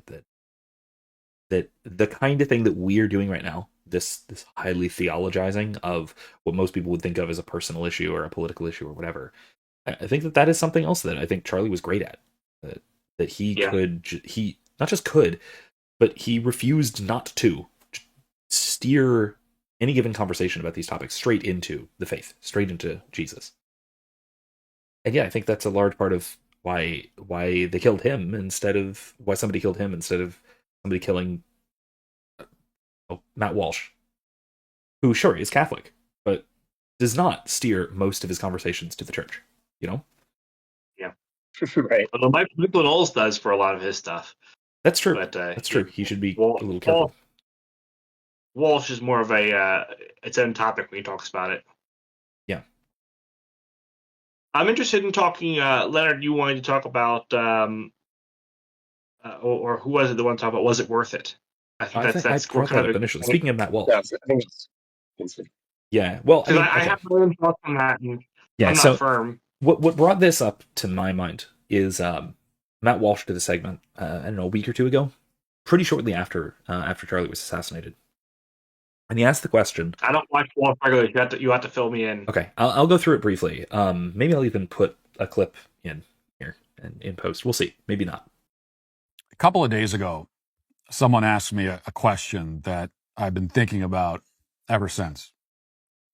And the question was this: do I think that Charlie thought that it was worth it in the end? In his dying moments, if he was able to think anything at all, if he was able to form any thoughts before he passed, did he think that it was worth it? Was it worth fighting for truth given the price he had to pay for it? If all he had worked for had led him to this moment, death, pain, was it worth it? Would he take it all back if he had known the cost, if he had known that it would cost him literally everything? And this is a question that resonates deeply because it has personal implications for all of us. You know, when I say that we're under attack, that they want us dead, that all of this is probably going to get worse before it gets better, I really mean it. I don't say it for effect or to be dramatic or to generate a viral clip or whatever. I say it because I believe it to be true, which means that I have to ask myself. We all have to ask ourselves, is it worth it? What if you meet the same fate as Charlie? I mean, really think about it. What if you do? If you have the chance to think anything before the lights go out, will you think that it was worth it? Or will you wish that you had just kept your mouth shut, that you had stayed out of it, that you hadn't put yourself out there? What did Charlie think about that? Well, I don't know what Charlie thought, obviously. I mean, there are a lot of people speaking for Charlie, putting words in his mouth, telling us what he thought or would have thought about this or that. I don't want to do that. Because the truth is, I don't know what goes through a man's mind when he's in his final moments. I literally cannot imagine it. When he's lying in a pool of his own blood and all he can hear is the chaos and the screaming and the shrieks of horror all around him. When he's confronted suddenly and violently with the reality that he will never see his wife and children again in this life. I don't know what kind of thoughts you think, if any. But if I had to guess, based on what I know about Charlie, did he think it was worth it? Yes. Yes, I really do. And what I can say for sure, without making any assumptions about Charlie's state of mind, is that it was worth it. Charlie died because he stood for the truth. Let's make no mistake about that. That's why he was killed. He was killed because he spoke the truth. And the truth is worth any cost that we must pay for it. The truth is worth our lives. It's worth our blood. It's worth even the grief and tears of our loved ones. Because the truth is the only thing that's worth anything. And the truth always wins in the end. The truth always prevails. I mean, you can hide from it. You can lie about it. You can try to distract from it. You can attempt to confuse and change the subject. You can cajole and harass and threaten those who speak it. You can kill them, but you can't kill the truth. The truth will outlive all of us. It was here before us. It'll be here after us. When we're all dead and gone and our graves are forgotten and overgrown, the truth will still be the truth. Jesus said, I am the way, the truth, and the life. Jesus Christ is the truth. The truth is Christ. The truth is eternal. There's nothing more important than it. It's more important than any of our lives. And the truth is what Charlie dedicated his life to. So yes, the truth is worth dying for because it's worth living for. And Charlie never forgot that. And neither should we. If you guys see it, it'll be there. In any case, but he asked what I thought was a really impactful question. It's really something that we should think about, which is that was it worth it? Was what Charlie did worth it, given the end that he received? Right? If he either just objectively or for him, right, would he have thought so? In other words, would Charlie have thought that if he had known what was coming, if he had known that he would be murdered for saying the things that he said, for speaking the truth, for being effective in politics, for spreading the gospel, for all of this, would he have backed off? Or would he have done anything differently? Or would he have said, yes, I did what I was called to do, and I did well? I think he would have, honestly. I think so too. Like, I think he would have saw it as his sort of participation in Christ's self-sacrifice. Yeah, I It think would you're be right. like his kind No, of his version of the cross. no, careful there. Careful there, because also, what really, I don't remember if Walsh really got into this part, but also, would it have been worth it to him to leave his family behind, Right, and this is knowing what I that was was going what to was get into. coming? That's difficult. Definitely what I was thinking about. So there's a couple of things to think about here. One, and this actually goes back to the question of, is he a martyr? Yeah. If it was just politics, if this was all about the politics and this was not being done because of his faith, Mhm. if that's true, like some people have said, he's not a martyr. He was just a political figure who died. He happened to be a Christian. Or he was a If martyr that's for a true, political cause, like you said earlier. yeah, Yeah. yeah, that's right. Merely for a political cause. Merely a political martyr. If that is the case, then I would say it's quite likely he would not have done it. If he wasn't inspired by his faith to do it, if it was just a matter of this my political views, quite frankly, I know, like, I'm serious about my faith, and I know, I'm willing to talk about my political views, and they connect to my faith. But, like, I'm willing to shout about my political views when it comes to matters of the faith or protecting my family or whatever. But at least insofar as it's how do I phrase that? But, like, if it's something I feel I need to speak as a Christian, I will. But, like, I understand, like, I think as a Christian, like a reasonable Christian, if it's not something they have to say and you're saying it's going to cause you death, you don't say it. So, we have an obligation to our family first before the greater society. So, yes, maybe as men, we have a duty to speak up and vote and speak out on political issues and whatnot. But our family is our first responsibility. And if doing so is going to take away our family, then I think that we actually have a duty to step back and take care of the family. The family comes first. But sometimes the two do mingle.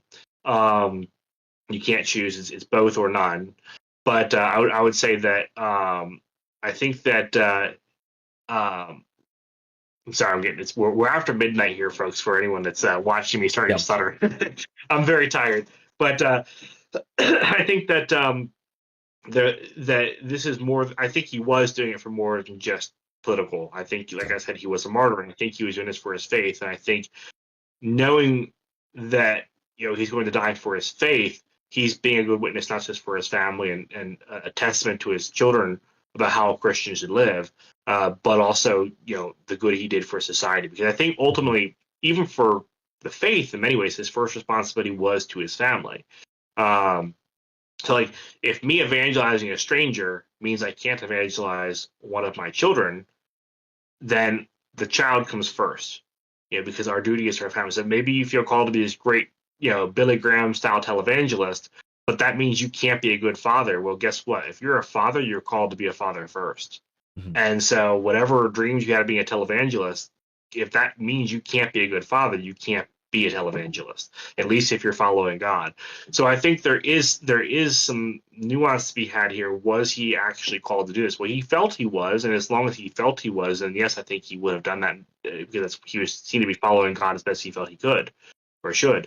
Yeah. But I think in hindsight, knowing he would die for it, and knowing his family comes first, I question whether or not he would have.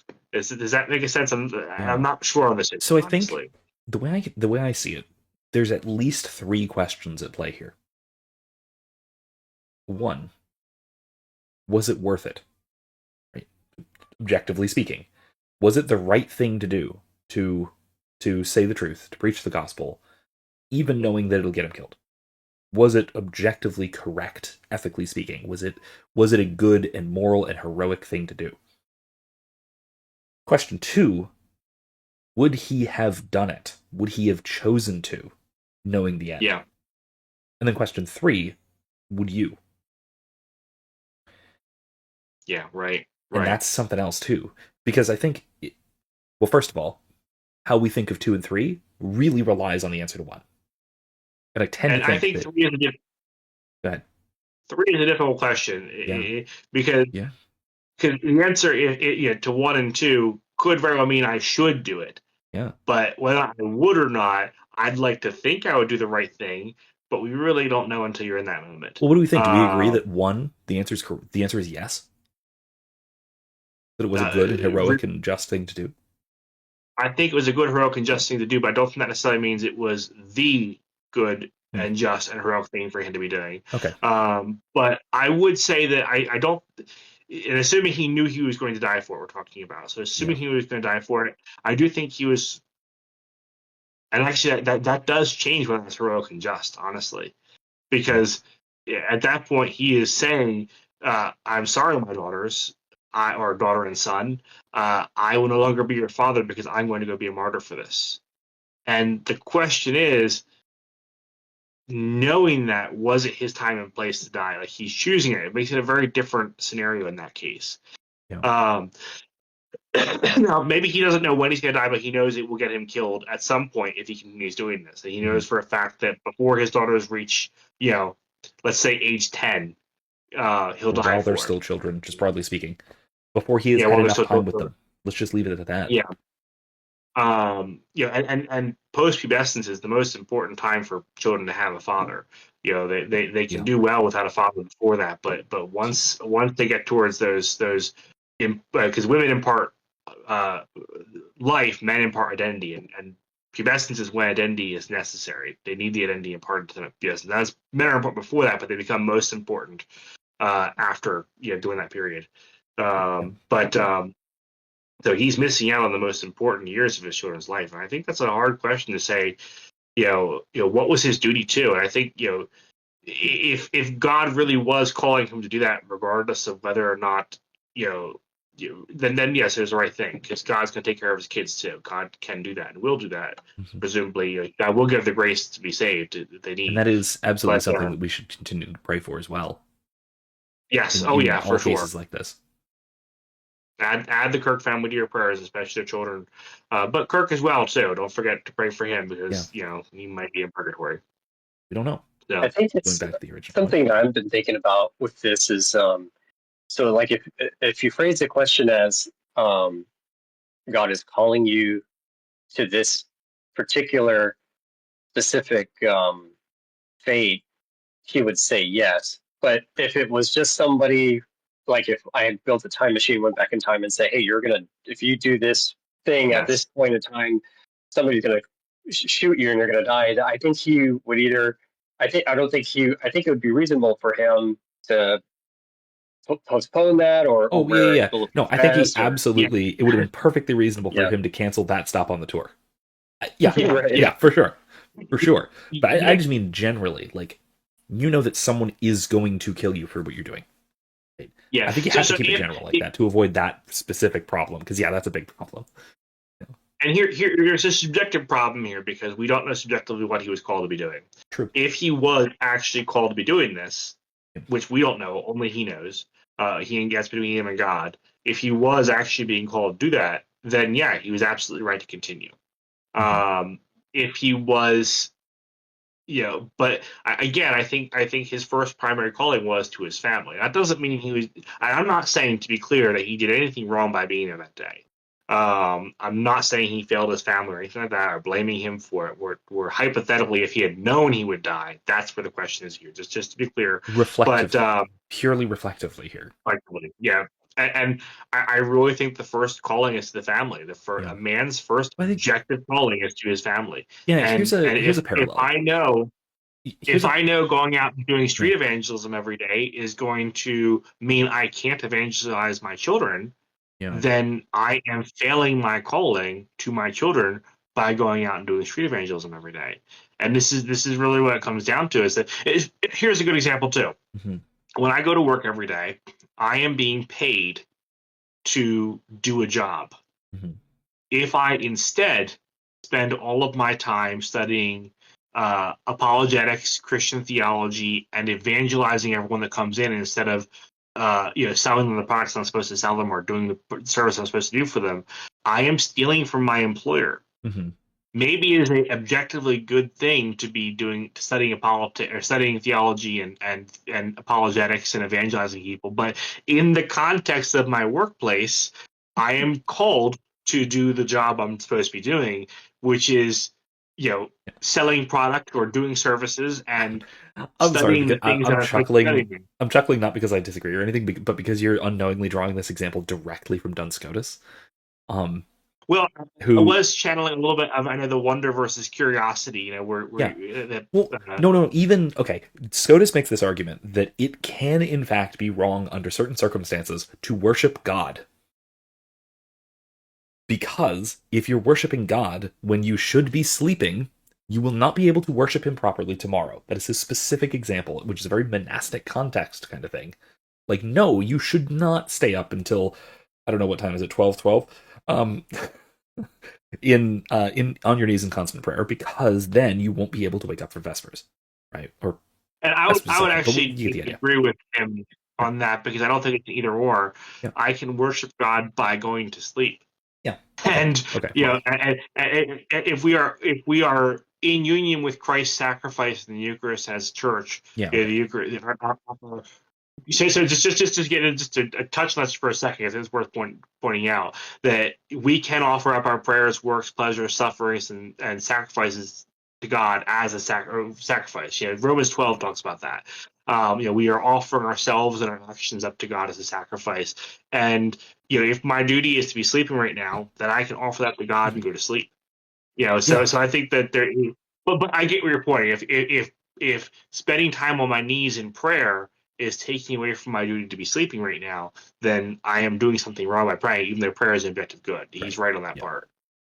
So, okay, there's, on a comparison, on the same note, I really want to say yes to question one. Was it objectively worth it? That I want to say that yes, this was a heroic thing for Charlie to have done. Just setting aside specific vocation, right? I want to say that this was a heroic thing, and I lean towards still saying yes there. And then therefore the answer to question 3, right, would I, is a matter of, do I have the courage to do that? Do I have the courage to say yes to that? And I don't know if I do. I don't think I do.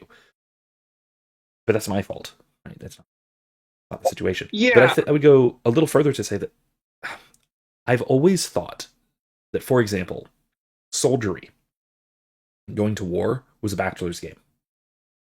That is a task to be done by single unmarried men. Maybe with prospects, I generally agree. But if you are a parent going to war, it better be existential. If there is not an absolute existential threat to not just your nation but your family in particular, you should not be doing that. Part of that is Mel Gibson, the Patriot. Yeah, right. Unless yeah. it's the Air Force, where you're just in an office even during war. Okay, that doesn't count though. Like, if you ask any of the other branches, they know that doesn't count. Okay, so. What did Len say? If you're just sitting in a chair in the Air Force, then yeah. Oh yeah. I know guys who fly drones. It's like, there's no risk there to fight in that war. But, see, there we go. There's a good warfare job for people who can't afford to risk their lives. But okay, but the point I was getting at this is, I don't know, should we add going out and giving political speeches to that list of occupations that are a bachelor's game? Because that's a dark place for us to go socially. Oh, it's almost a contradictory one, right? Because also, like, and a lot of people have said this, and I think that's probably right, that having a family gives you a kind of insight on a lot of these matters that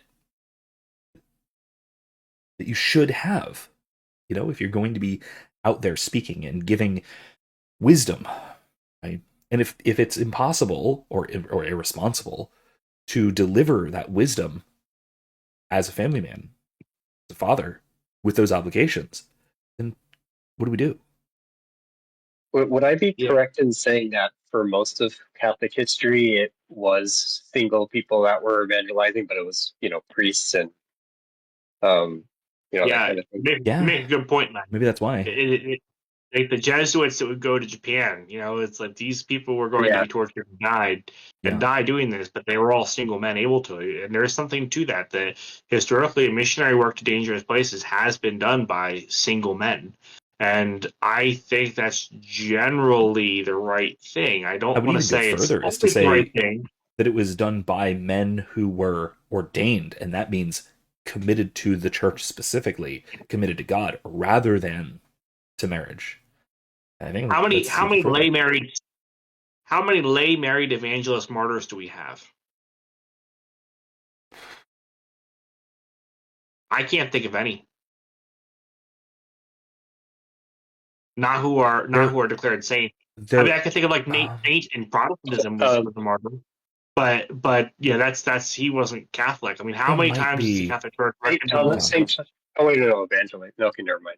Well, yeah, okay. So St. Thomas More is actually he's actually very relevant. Actually, yeah, good you bring him up because he was a yeah, he was a Catholic who stood against the politics of the day yeah. for his faith and who was beheaded for it and lost his family and lost his ability to be a father. Now, I would say one point that's important to mention though with him, for one, he stayed silent. He didn't speak. He just stayed silent. So he didn't Yeah. speak out. He simply refused to speak in favor of sin, and that's what got him killed. So he was refusing to do evil, which is very different from refusing to do good. Yeah. It may be a good thing to give all my money to the poor, but if that means I can't feed my family, it becomes a bad thing. Mm, So like, in the same way, like it may have been good for him to speak out, but if that meant he lost his family, that would have been a bad thing. So him staying silent wasn't necessarily bad. But so that was his one important point. He wasn't speaking out to Charlie Kirk, but also his children were grown up and they were married and they had families to take care of. He's no longer obliged to take care of his daughter like he was right. when she was a little girl. Now his wife still needed him to some degree, but there was a much different dynamic there with his family structure. But just the same, I think he wasn't speaking out, so that's not quite parallel. It's relevantly similar though, and I think it provides It is. a good insight. Yeah, for sure. It's interesting, and it does. It's probably the closest comparison I can think of to a married Catholic saint with children who died for doing something either evangelistic or adjacent to politics. Um, unless someone else. Oh, you know what? You can, What's his name? I got one. I got one. Hang on. Hang on. I'm thinking of Uh, someone. I can't remember who it was though. I think there might be one or two examples, something like that. But no, I got one. I got you do? definite one. Hang Okay. on. Yeah, yeah. Hang on. Not Peter, was it? I love this movie. It's called A Hidden Life, and it is Hmm. about Franz Jägerstatter. Um, and he I would never is hear. a I've never heard of the movie Catholic. nor him. Oh, it's one of my favorite movies. You should Oh, absolutely watch it. I've watched it probably a half dozen times. It okay. only came out a few years ago. It is phenomenal. You absolutely should Hmm. watch it. But he was a World War II conscriptee to the German army, and he did not feel he could, as a Catholic, uh, swear fealty to Hitler, and did Ah, I not feel see. he was able to he did not feel he was able to serve in the German army even as a medic because he would have to swear fealty to Hitler. And so he was executed for his refusal, and he is considered a martyr, and he is a saint to the Catholic Church. So yes, and he was married with small children. He was married with small Okay. children. There you go. But again, he was not speaking out against Hitler. He was refusing to speak up for Hitler, and that is Right. why he died. So again, it's Still more not quite a parallel to good. Thomas More. It's not perfect. Not a perfect parallel. Interesting. Yeah, Even like I'll even say a lot of even the cases of like white martyrdom that we find, people who are persecuted but not killed. Most often it's it's for non-malfeasance rather than for beneficence, so to speak. It's for refusing to do wrong rather than for actively doing Yeah. good, which makes an And just to be interesting clear, difference. so sometimes refusing to speak up can be a sin, True. but not always. It does depend. It really does depend. There's times where Well, one needs to right. speak out. There's times where one needs to shut up. Yeah, that's why I And it's phrased it as not. non-malfeasance, right? By Yeah. by No, I refraining just wasn't from finding sin it in much particular, right? Rather than refraining from for any speaking, I say refraining from viewer. sin. Yeah. No, I'm not so much responding. It's just hypothetically thinking of an objection a viewer might have. Well, Yeah. not speaking up can be a sin sometimes, and that's true, but it's not always a sin. Sometimes something that would be good to say is not the right time. There's a time and place. It's like Ecclesiastes says, there is a time for everything under the sun. Sometimes we speak up, sometimes we don't. And it depends, on the context. And there is a hierarchy of goods, and sometimes something that's good isn't as good as something else that's good. That is a higher obligation to us as in our current state in life. Having wrapped all of this together in the mind a little bit, I think I have to settle on something like that. The Charlie Kirk speaking out for the truth and for the faith and for Christ was probably something like a supererogatory good. That is to say, it was non-obligatory. Right? A supererogatory good is a good, so it's a genuine good, even all things considered. It is a good thing to do, and it is even, we can even say it is as good or better than alternatives. So it's not one of those things where, yeah, it's a good thing, but you should be doing something else. It's not like that. It is a genuine good. I do think that he was doing the right thing, or at least a right thing. But it is importantly, a supererogatory good is one which is non-obligatory. You would not be wrong not to. Unless he did genuinely have a specific calling from God. Right. And I do think, though, still, with it being a supererogatory good, I have to think that it was worth it. I have to think that being this voice crying out in the wilderness is such a good, on such a scale, that I think that it still was a noble and courageous and even heroic sacrifice. That's a hard thing to say, but I think it is. I'm definitely in the middle on this one. I think that on the one hand, we are called to evangelize, and we could always die from that. So there's always a chance that telling your neighbor about Christ could get you killed. So, does that mean we shouldn't do it? Well, the chance is relatively small. So, yes, we should do it, and it's usually not a question. But then when it becomes a high chance or a certain chance that you die for doing this, and you won't be effective in that case, especially, that person won't be saved, let's say, by it. Well, your obligations to your family first, because you're also obliged to teach them the gospel. So if it's a choice between teaching your son or daughter the gospel or a stranger who will kill you and not receive it, well, then do your son or daughter. Yeah. But again, it's like we don't really know. We don't know. There's so much. There's so many factors here. I think it's impossible to really come to a firm answer. Yeah, I think you're right there. Now, okay, two things. One little way of thinking about this, and then I want to move on to another topic which is closely related, especially to what we're just talking about now. But the one little aside is I really, really like the approach to opposition, to threats, to martyrdom, even that is typified by two people. One of whom is definitely a saint. The other one I like to think is the one that's definitely a saint is St. Rostin of Soissons, who is my patron, the patron saint of invincibility and undermining the plots of one's enemies, which is really cool patronage. But he took the route of just doing it. He was opposed by a pagan king in what was then Gaul, and he essentially wound up establishing parishes, monasteries, convents, all through just basically doing it and then convincing the king not to put him to death for a long life. And this is, I think, what this reminds me of as a philosopher is Socrates.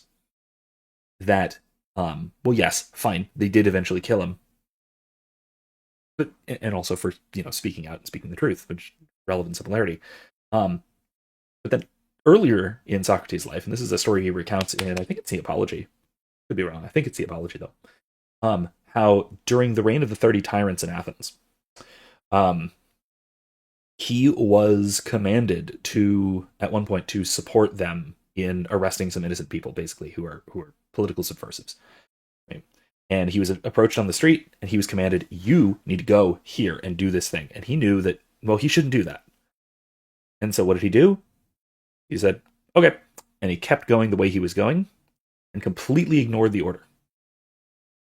And then he lived another 30 years because he just did it. Did what he knew he had to do. And he didn't actively oppose anybody. He didn't, go up and fight the guy who was working for the tyrants who had told him to do this. No, he just didn't do it. He did not obey. I really, really like and admire and try to emulate that kind of opposition to evil. Right? And I think, in maybe a professional or an academic context, you're told to do something that you shouldn't do. Just don't do it. They can make you, maybe. They can punish you, maybe. Maybe they won't. Make them do it. Make them make you. I think that is... I think that's a powerful way of standing in opposition to evil. Is to do what Christ did, right? Force it to expend itself upon you. If it is to do so, make them make the first move. And that's, I agree with that. That's something that I did, I'll say, during COVID, with a lot of the absurd policies and things. I wish I'd done more. Oh, I wish I'd done a lot more. Let me say, I feel tremendously guilty about a lot of the stuff I went along with through that, even though I knew it was ridiculous from the start. But the things that I got away with by just ignoring things. Did things anyway. Yeah. No, I was very much one of those people who was pushing the limits. Yeah, I made them make me wear a mask, and then I'd constantly take it off and make them tell me every time. I remember I was at the hospital with my when my first one was born, and every time I walk out into the hallways, they tell me to put a mask on, and I'd say, "Oh, can you get me one?" I'd make them get me one. Yeah. I would actually make them go get me one. They'd get me one. Good. I'd put it on. I'd walk out of the building. I'd throw it out and come back without a mask on. They'd say, "Where's your mask?" I put it on. "Oh, I don't have it. Can you get me one?" And they eventually stopped asking me. They got so tired because they knew if I said that, if they asked me for it, they'd say, I'd say, "Get me one then." And they would always go get me one. They realized if they tell me to wear a mask, they're gonna have to get it for me, and they didn't want to do that, so they stopped asking me. So eventually, by the time I left with my daughter, I wasn't wearing a mask the whole time I was walking around. And very good. Just pushing those limits and just constantly making my work, the place I worked as well, I made them really work for it. I eventually got doctors and I didn't have to wear one, and then I really stuck it to people that way. But I also eventually I wound up getting one of those the fake mask. You remember? Oh yes, I did too. I did too. Thin there are layer some of places mesh. you just cannot get away with it. Yeah. There were a few places you could not get away with it, so the fake mask helped a lot. I did it. I did it a couple of for a while teaching. Including, I have one of my lectures, which you can find a version of this on my channel, where I'm teaching Aquinas' 5 ways, and I was teaching the difference between per se and per accidens causality, which not for this, not for right now, but it involved lighting a candle, right? And it eventually involved blowing out a candle, and so instead of doing anything reasonable, I just threw the mask, and I got a couple of looks like, "What?" Which that was funny. That's funny. Anyway, that's funny. The other point, you got to include that in the edits for this one. I don't have a recording of that in particular. I have a recording of of that lecture from a previous class back when we could show our faces. I still have my fake masks, by the way. I still have like 3 or 4 of those. I don't know where to put it. I saved those because it's watchable. You never know when they're going to bring another fake pandemic to any day. Any day. It was really okay. So the other thing I wanted to bring up, and this is maybe we can wrap on this, is this has to do with, so we ask if it was worth it for Charlie to have done all this, and was his sacrifice worth it? What was it for? Well, we can look now in retrospect, and Len brought this up. that we can look now to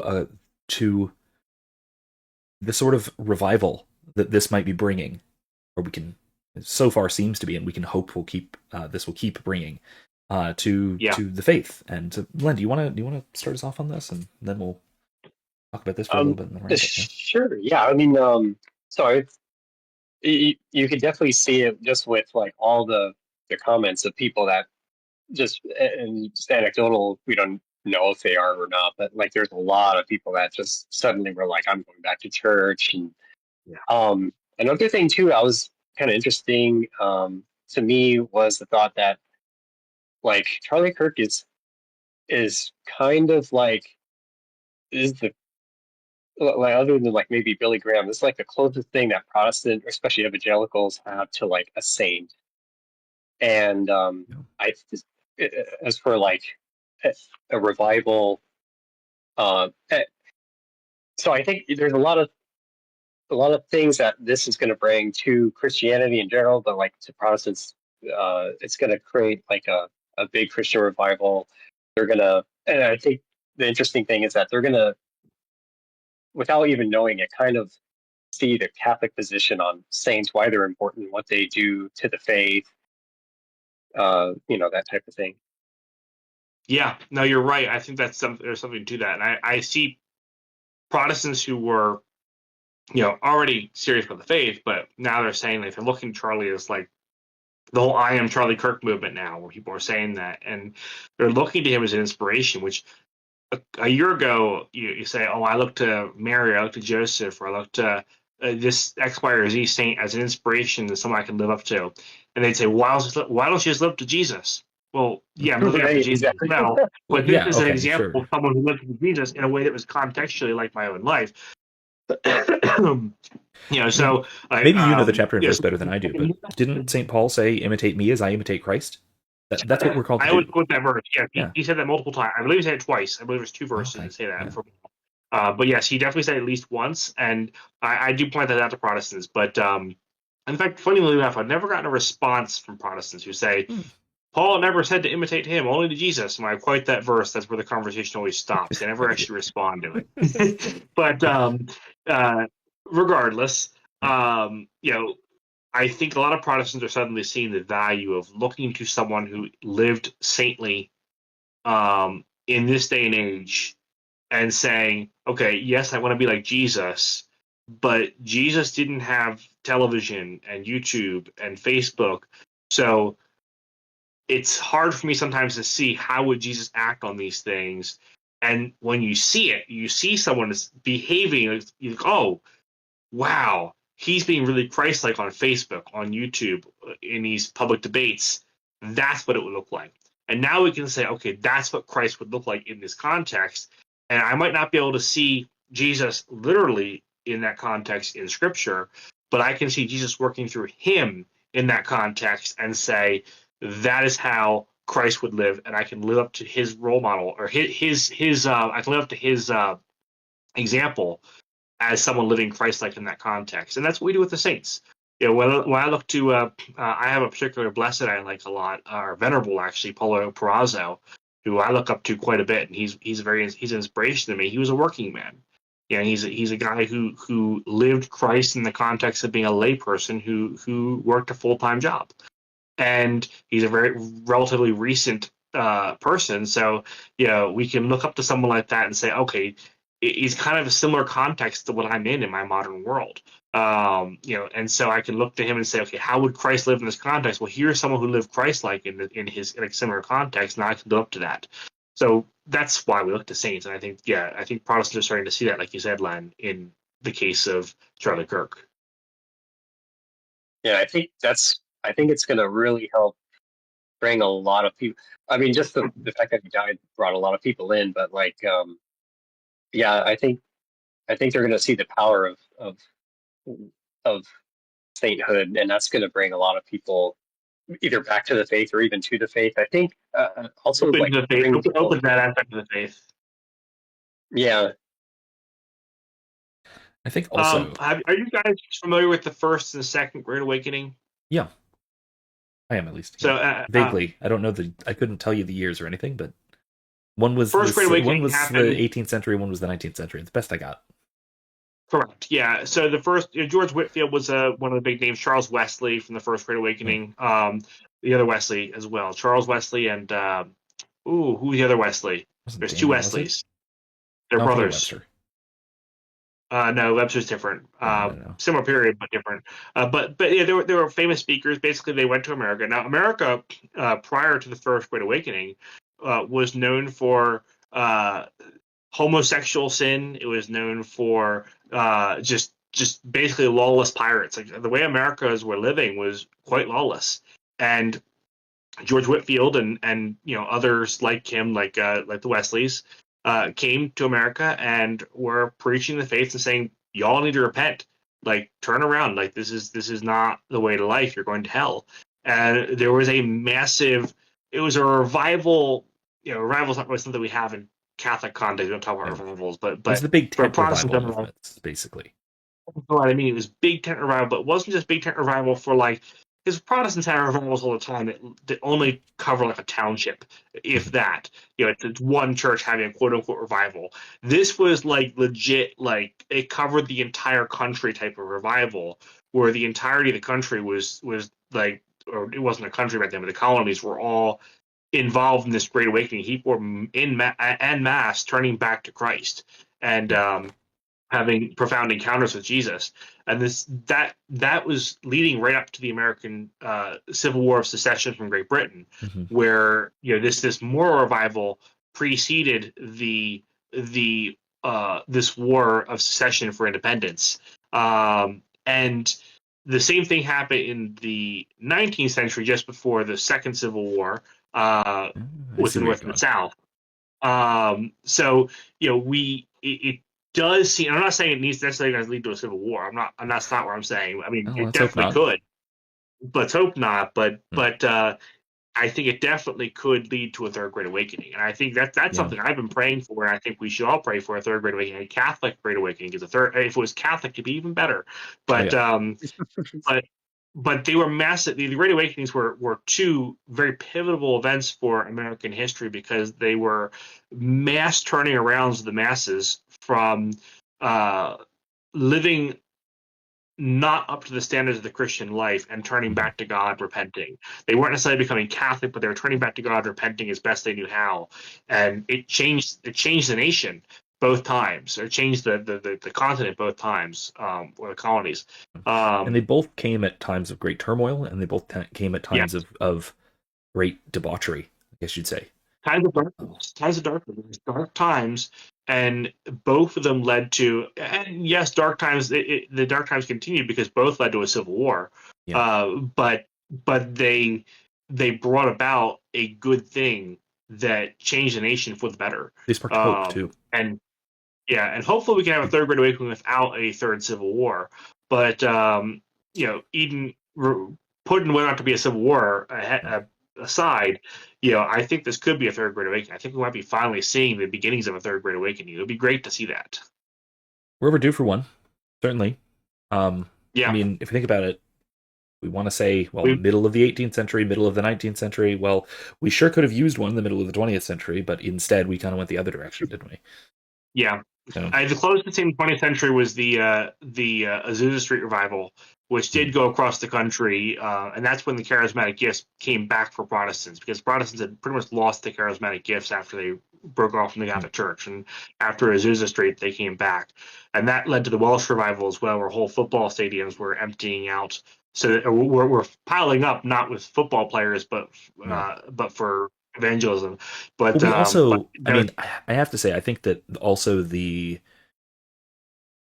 civil rights movement per se, but the social movements that surrounded it really, I think, took that same energy and went in a secular political direction with it. Yeah. And I think that's kind of why we missed out on it. And, here, I think, by contrast, the sexual revolution.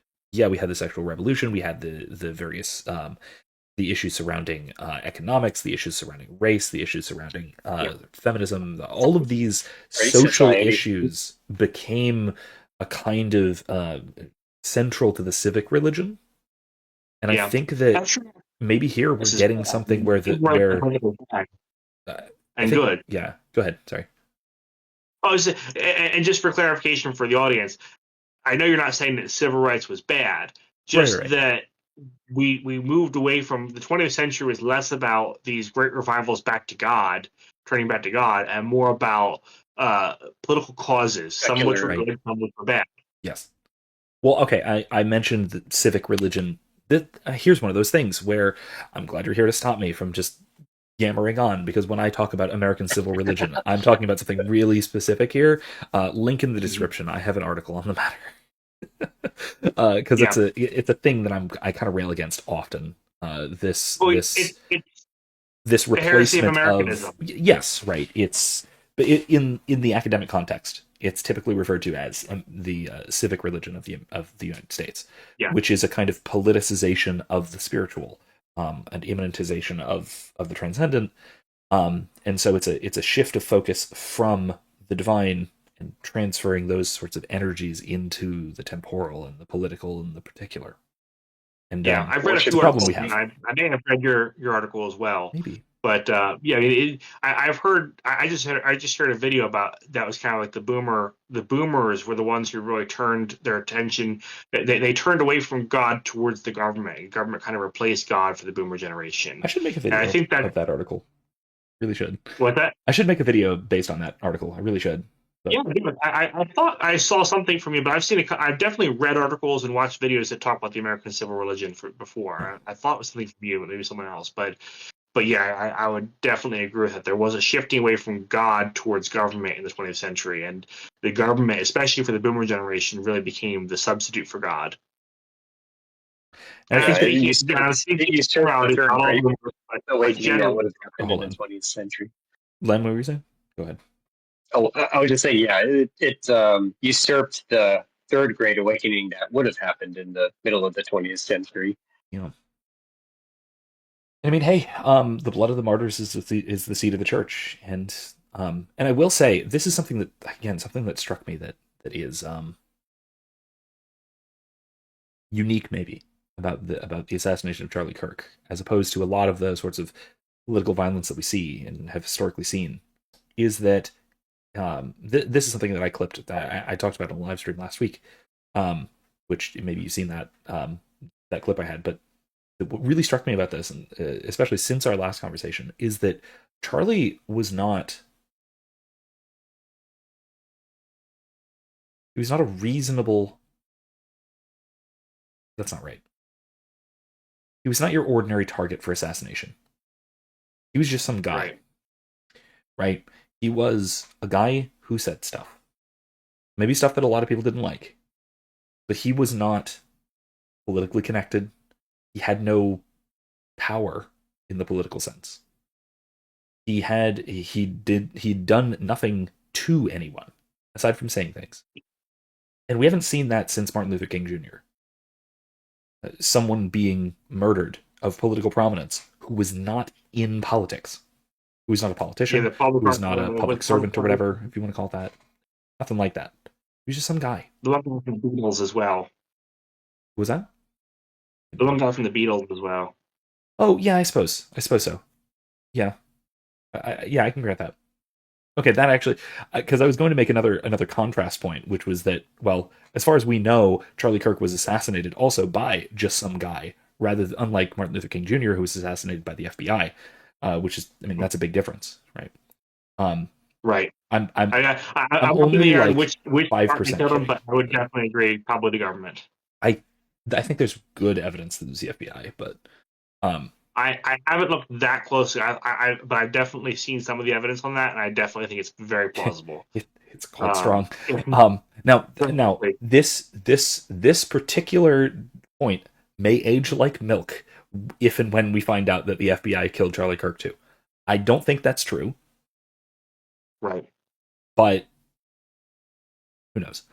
But the point though is that this is one of those things where it represents something very different from what we might expect in terms of political violence, which is that politics, that is the interplay of power between people with power and authority and control and the levers of the state,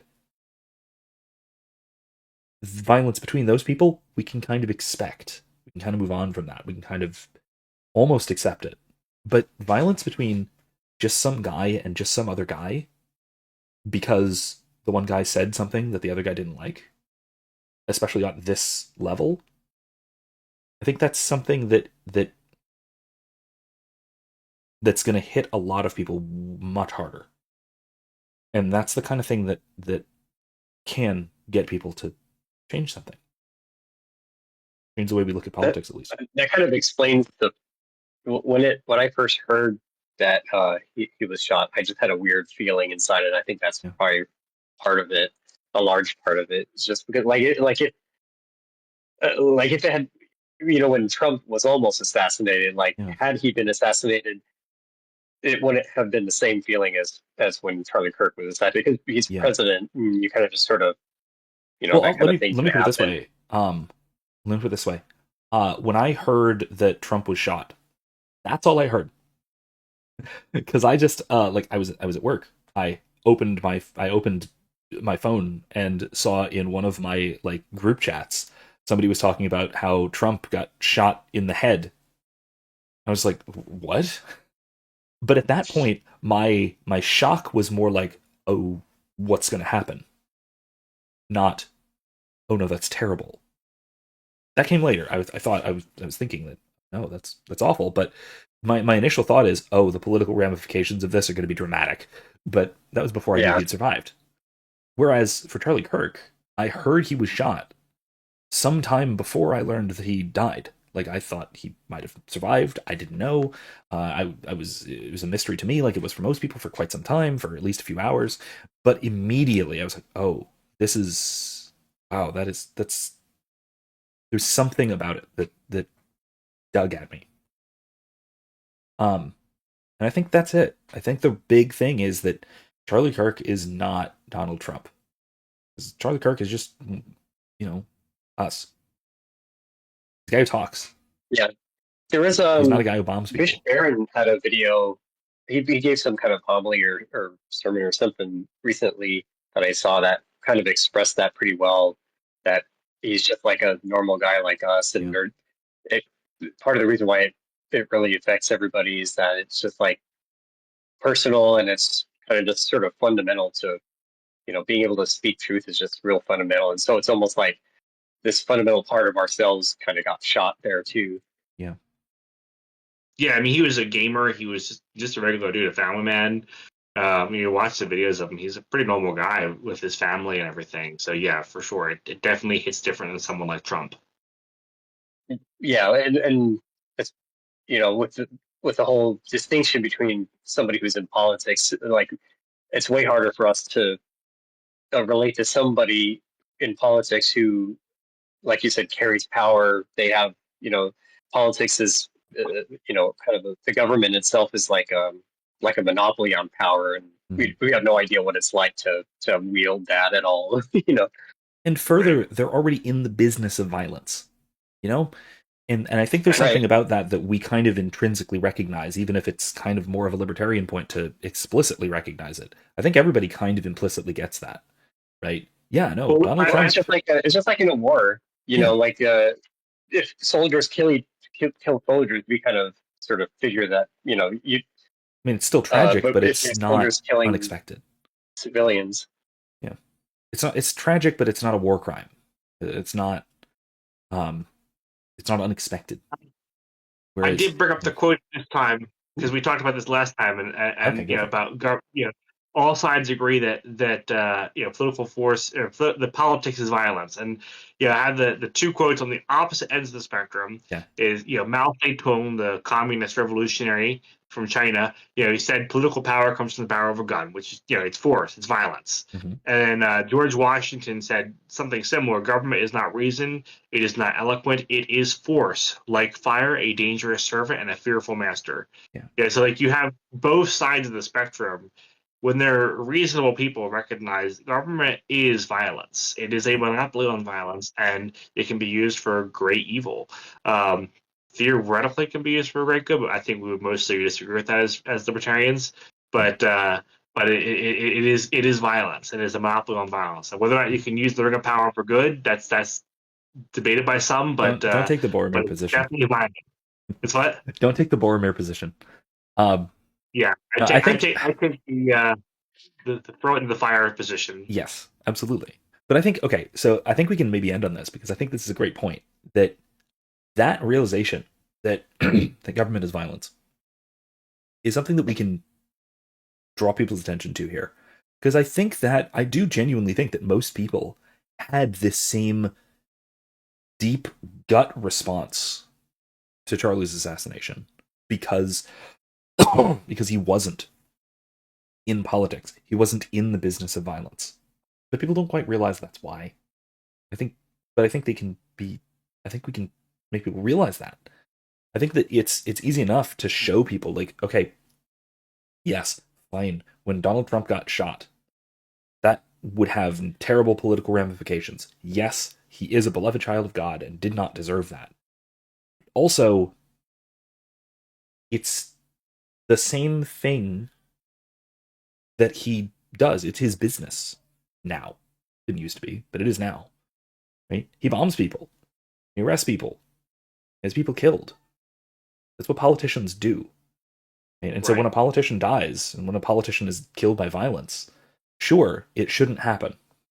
It almost never should happen. Well, but it's comparable to civilian death versus military. In war, very much so. It's sadder to see civilians get killed in war than it is to see combatants die in war. Very Not that both aren't tragedies, but the people who sign up to fight sign up to fight. The people who are innocent bystanders are innocent bystanders. So you tend to, I think it's very natural for people to tend to mourn the loss of civilians more than the loss. And politicians aren't civilians. They are on paper, constitutionally speaking, but like when it comes down to it, they're not civilians. Another note on this: I think they often, too often, think of themselves as civilians. They don't even always realize that what they do is violence. I mean, some of the brighter ones on the relatively good side and on the relatively evil side, some of the smarter ones do realize that, but a lot of them don't get that. Like AOC, I don't think she realizes that politics involves hurting people. I really don't think she gets that. Just a hunch.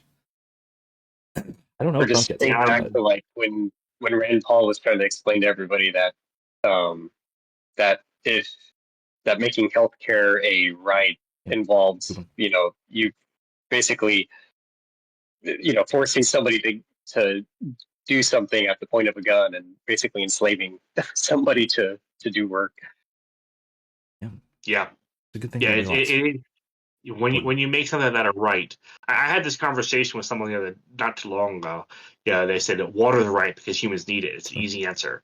I'm like, well, no, like either someone owes it to you, or you can forcibly take it from someone, or who are you going to enslave to get it for you? Who can you forcibly take it from that needs it themselves? These are like you can't just say it's a right because you need it. You can need things without it being a right. And how much? Always a great one that really gets them. Is a lot of people who think X or Y is a right have no concept of marginal utility either. So you can really hit them with the Hayek angle too. But anyway, all right. It's getting late for us, so I think we're gonna 1 a.m. Yeah, let's wrap it up. So anyway, thank you viewers for watching this one, for sticking with us on this one. I think this was another great conversation. Thank you guys for joining me on it. Yeah, it was fun. Good to have you join us this time, Len. I had blast both you guys, but we should definitely do a three-way sometime again, and maybe find some more issues to talk about. Animal Afterlife. Oh yeah, there's so many. Just in our conversation now, there's so many. Judas, monergism. That's my list already. So. Monergism is one I'd like to talk about as well. Yeah, for sure. So these just some teasers for some future potential episodes. If you see all of us together, we'll be talking about monergism, maybe Animal Afterlife, and what was that one you just said, Len? Did I say one? I said you made Judas. a good point. Judas, yeah, you said Judas, yeah. Which maybe you guys said that because I don't have as hard a view on that. Another good one though is Catholic Charismatics. Oh, I'd love to talk about charismatic gifts. Yeah, because I will watch that one because I I'm know very very little strongly in about the it. camp of because I get continued. I also believe in the gift of tongues, as Protestants generally believe in it. Hmm. So, that's a controversial one. But I think the way the scriptures talk about it, that's what it's saying. It has to be.